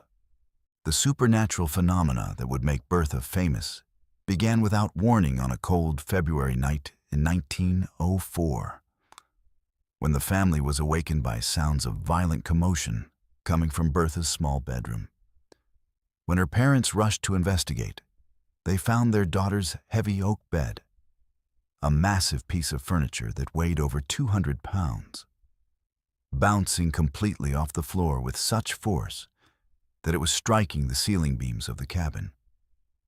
Bertha herself was lying on the bed, apparently asleep or unconscious, while the bed continued its violent bouncing motion, as if some invisible force was lifting and dropping it with tremendous strength. What made this initial incident so terrifying was not just the impossible nature of what the family was witnessing, but the fact that Bertha seemed to be completely unaware of what was happening around her. Even as the bed bounced and crashed with enough force to shake the entire cabin, the young girl remained motionless and unresponsive, as if she was somehow disconnected from the violent supernatural activity that centered around her. When her parents tried to wake her or remove her from the bouncing bed, they found that she was rigid and immovable, as if some supernatural force was holding her in place.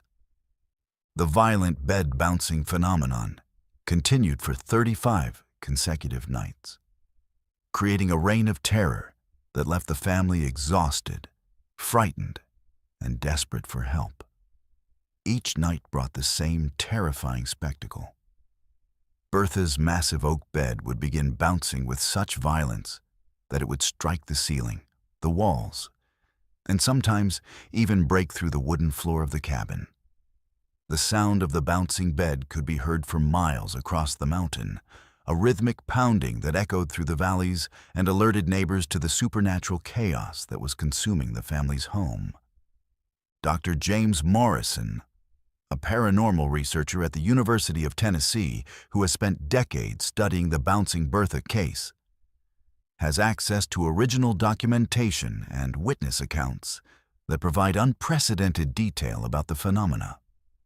According to Dr. Morrison's research, the case attracted the attention of two University of Tennessee professors who initially traveled to Powell Mountain to debunk what they assumed was an elaborate hoax or case of mass hysteria. However, what these skeptical academics witnessed during their investigation was so disturbing and inexplicable that they fled the mountain cabin after just one night and later published contradictory reports about their experience. The professor's initial report, filed with the university administration, described witnessing phenomena that defied all rational explanation. They documented seeing Bertha's bed bouncing with such violence that it created cracks in the cabin's ceiling beams, while the young girl remained completely motionless and unresponsive throughout the ordeal. They measured the height of the bed's bouncing and calculated that the force required to lift the massive piece of furniture would have required the strength of several grown men. Yet there was no visible source of the energy that was causing the violent motion.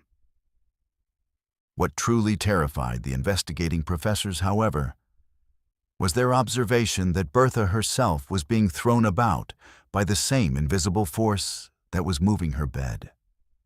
They watched in horror as the young girl was lifted completely off the bed and hurled against the walls of the cabin with such force that they feared for her life. Yet she showed no signs of injury or even awareness of what was happening to her. The professors described seeing Bertha's body contorted into impossible positions, twisted and bent in ways that should have caused severe injury or death. Yet she remained unconscious and apparently unharmed throughout the violent supernatural assault. The professor's second report, published several months later, attempted to rationalize their experience and suggested that what they had witnessed might have been the result of fraud, trickery, or psychological delusion. However, Dr. Morrison's research has revealed that this second report was written under pressure from university administrators who were concerned about the institution's reputation and wanted to distance themselves from claims of supernatural phenomena. Private letters and diary entries from the investigating professors, discovered years later, confirmed that they had indeed witnessed genuine supernatural activity and that their attempts to debunk the case had failed completely. Word of the Bouncing Bertha phenomenon spread rapidly throughout Tennessee and beyond, attracting visitors from across the United States who came to witness the supernatural spectacle for themselves. The remote mountain cabin became a destination for curiosity seekers, religious leaders, scientists, and paranormal investigators, all hoping to observe or explain the extraordinary phenomena that were tormenting the young girl and her family. Among the most notable visitors were representatives from major newspapers and magazines, who documented the case in detail and brought it to national attention. The phenomena were witnessed by hundreds of people during the 35-night period when they were at their most intense, including Baptist preachers, county officials, medical doctors, and other respected members of the community whose testimony could not be easily dismissed or discredited. These witnesses consistently reported seeing the same impossible events: Bertha's massive bed bouncing with tremendous violence, the young girl being thrown about by invisible forces, and supernatural manifestations that defied all known laws of physics and human understanding. One of the most significant aspects of the Bouncing Bertha case was the apparent connection between the supernatural phenomena and religious intervention. Multiple witnesses reported that the violent activity would sometimes calm or cease entirely when a Bible was placed under Bertha's pillow, suggesting that the phenomena had a spiritual or supernatural origin that could be influenced by religious objects or rituals. This observation led to numerous attempts by local ministers and religious leaders to exorcise or banish whatever force was tormenting the young girl, though most of these efforts provided only temporary relief. The most successful religious intervention came from a Baptist preacher who spent several nights at the cabin praying over Bertha and conducting religious ceremonies designed to drive away evil spirits. According to witness accounts, the preacher's efforts resulted in a dramatic reduction in the supernatural activity, though the phenomena never completely ceased during the 35-night period when they were at their peak intensity. The preacher himself reported feeling the presence of a malevolent spiritual force that seemed to be focused specifically on Bertha, and he described his efforts to help her as a spiritual battle between good and evil forces. The case attracted so much attention that plans were made for Bess Houdini, the wife of the famous magician Harry Houdini, to visit Powell Mountain and investigate the phenomena personally. Mrs. Houdini was known for her interest in spiritualism and supernatural phenomena, and her potential involvement in the case would have brought even greater national attention to the bouncing Bertha phenomenon. However, these plans were ultimately canceled when the supernatural activity began to diminish and eventually ceased entirely after the 35th night. The sudden end of the bouncing Bertha phenomena was as mysterious as their beginning. After 35 nights of violent supernatural activity that had terrorized the family and attracted national attention, the bouncing bed and associated manifestations simply stopped occurring, leaving behind only the physical damage to the cabin and the traumatic memories of those who had witnessed the extraordinary events. Bertha herself seemed to have no memory of what had happened during the nights when she was the center of supernatural activity, and she returned to normal childhood behavior as if nothing unusual had ever occurred. The long-term effects of the bouncing Bertha case on the family and community were profound and lasting. The family's cabin had been severely damaged by the violent supernatural activity, with cracked ceiling beams, damaged floors, and walls that had been weakened by the constant pounding of the bouncing bed. More significantly, the psychological trauma experienced by family members and witnesses created lasting impacts that affected the community for generations. Many of those who had witnessed the phenomena reported that the experience had fundamentally changed their understanding of reality and their beliefs about the supernatural world. Dr. Morrison's research has revealed that the bouncing Bertha case influenced the development of modern paranormal investigation techniques and established many of the protocols that are still used by researchers today. The case demonstrated the importance of having multiple credible witnesses, the value of detailed documentation and measurement of supernatural phenomena, and the need for careful analysis of the psychological and social factors that might influence such cases. The extensive witness testimony and documentation associated with the case have made it one of the most thoroughly studied examples of poltergeist activity in paranormal research literature. The scientific explanations that have been proposed for the bouncing Bertha phenomenon range from psychological theories involving unconscious psychokinetic abilities to more conventional explanations involving fraud or mass hysteria. However, none of these theories adequately account for the physical evidence of the case, including the documented damage to the cabin, the consistent testimony of hundreds of witnesses, and the apparent connection between the phenomena and religious intervention. The case remains one of the most challenging and inexplicable examples of supernatural activity in the historical record. Modern researchers who have studied the bouncing Bertha case note that it contains many elements that are consistent with other documented cases of poltergeist activity involving children and adolescents. The focus of the phenomena on a specific individual, the violent and destructive nature of the manifestations, and the apparent connection to psychological or emotional stress all fit established patterns in poltergeist research. However, the extreme intensity and duration of the bouncing Bertha phenomena, combined with the extensive witness testimony and documentation, make it one of the most significant cases in the field. The cultural and historical significance of the Bouncing Bertha case extends beyond its importance to paranormal research. The case occurred during a period when rural Appalachian communities were beginning to have more contact with the outside world, and the national attention that the phenomena attracted helped to shape public perceptions of mountain culture and supernatural beliefs. The case also illustrated the complex relationship between traditional religious beliefs and emerging scientific approaches to understanding unexplained phenomena. For the people who lived through the Bouncing Bertha phenomenon, the experience represented a confrontation with forces that challenged their understanding of the natural world and their place within it.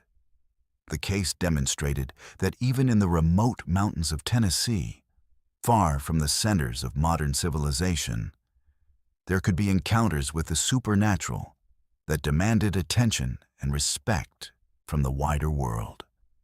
The legacy of Bouncing Bertha continues to influence how people in Appalachian communities think about the relationship between the physical and spiritual worlds, and the possibility that some phenomena transcend our ordinary understanding of reality. The Bouncing Bertha case stands as one of the most extraordinary and well-documented examples of supernatural phenomena in American history. A reminder that there are still mysteries in our world that defy explanation and challenge our assumptions about what is possible. Whether one believes in the literal truth of the supernatural events or seeks alternative explanations for what hundreds of witnesses reported seeing, the case remains a powerful testament to the enduring human fascination with the unknown and the unexplained. Call to action. And there you have it. 11 of the most terrifying, documented, and verified horror stories from the ancient mountains of Appalachia, each one backed by historical records, multiple witnesses, and evidence that continues to baffle investigators to this day. From the Bell Witch's supernatural murder to the Bouncing Bertha phenomenon that defied the laws of physics, these aren't just campfire tales or urban legends. These are real events that happen to real people in a region where the veil between our world and something far more sinister has always been dangerously thin. But this is just the beginning of our journey into the dark heart of America's most haunted region. At Verified Fears, we're committed to bringing you the most thoroughly researched and genuinely terrifying true horror stories that mainstream media refuses to touch. We dig deeper than anyone else. We investigate the cases that others are afraid to explore. And we bring you the documented truth about the supernatural forces that continue to shape our world in ways that most people never realize. If these stories have left you hungry for more verified terror, if you want to know about the cases we couldn't fit into this documentary, and if you're ready to discover the hidden horrors that lurk in every corner of America, then you need to subscribe to Verified Fears right now.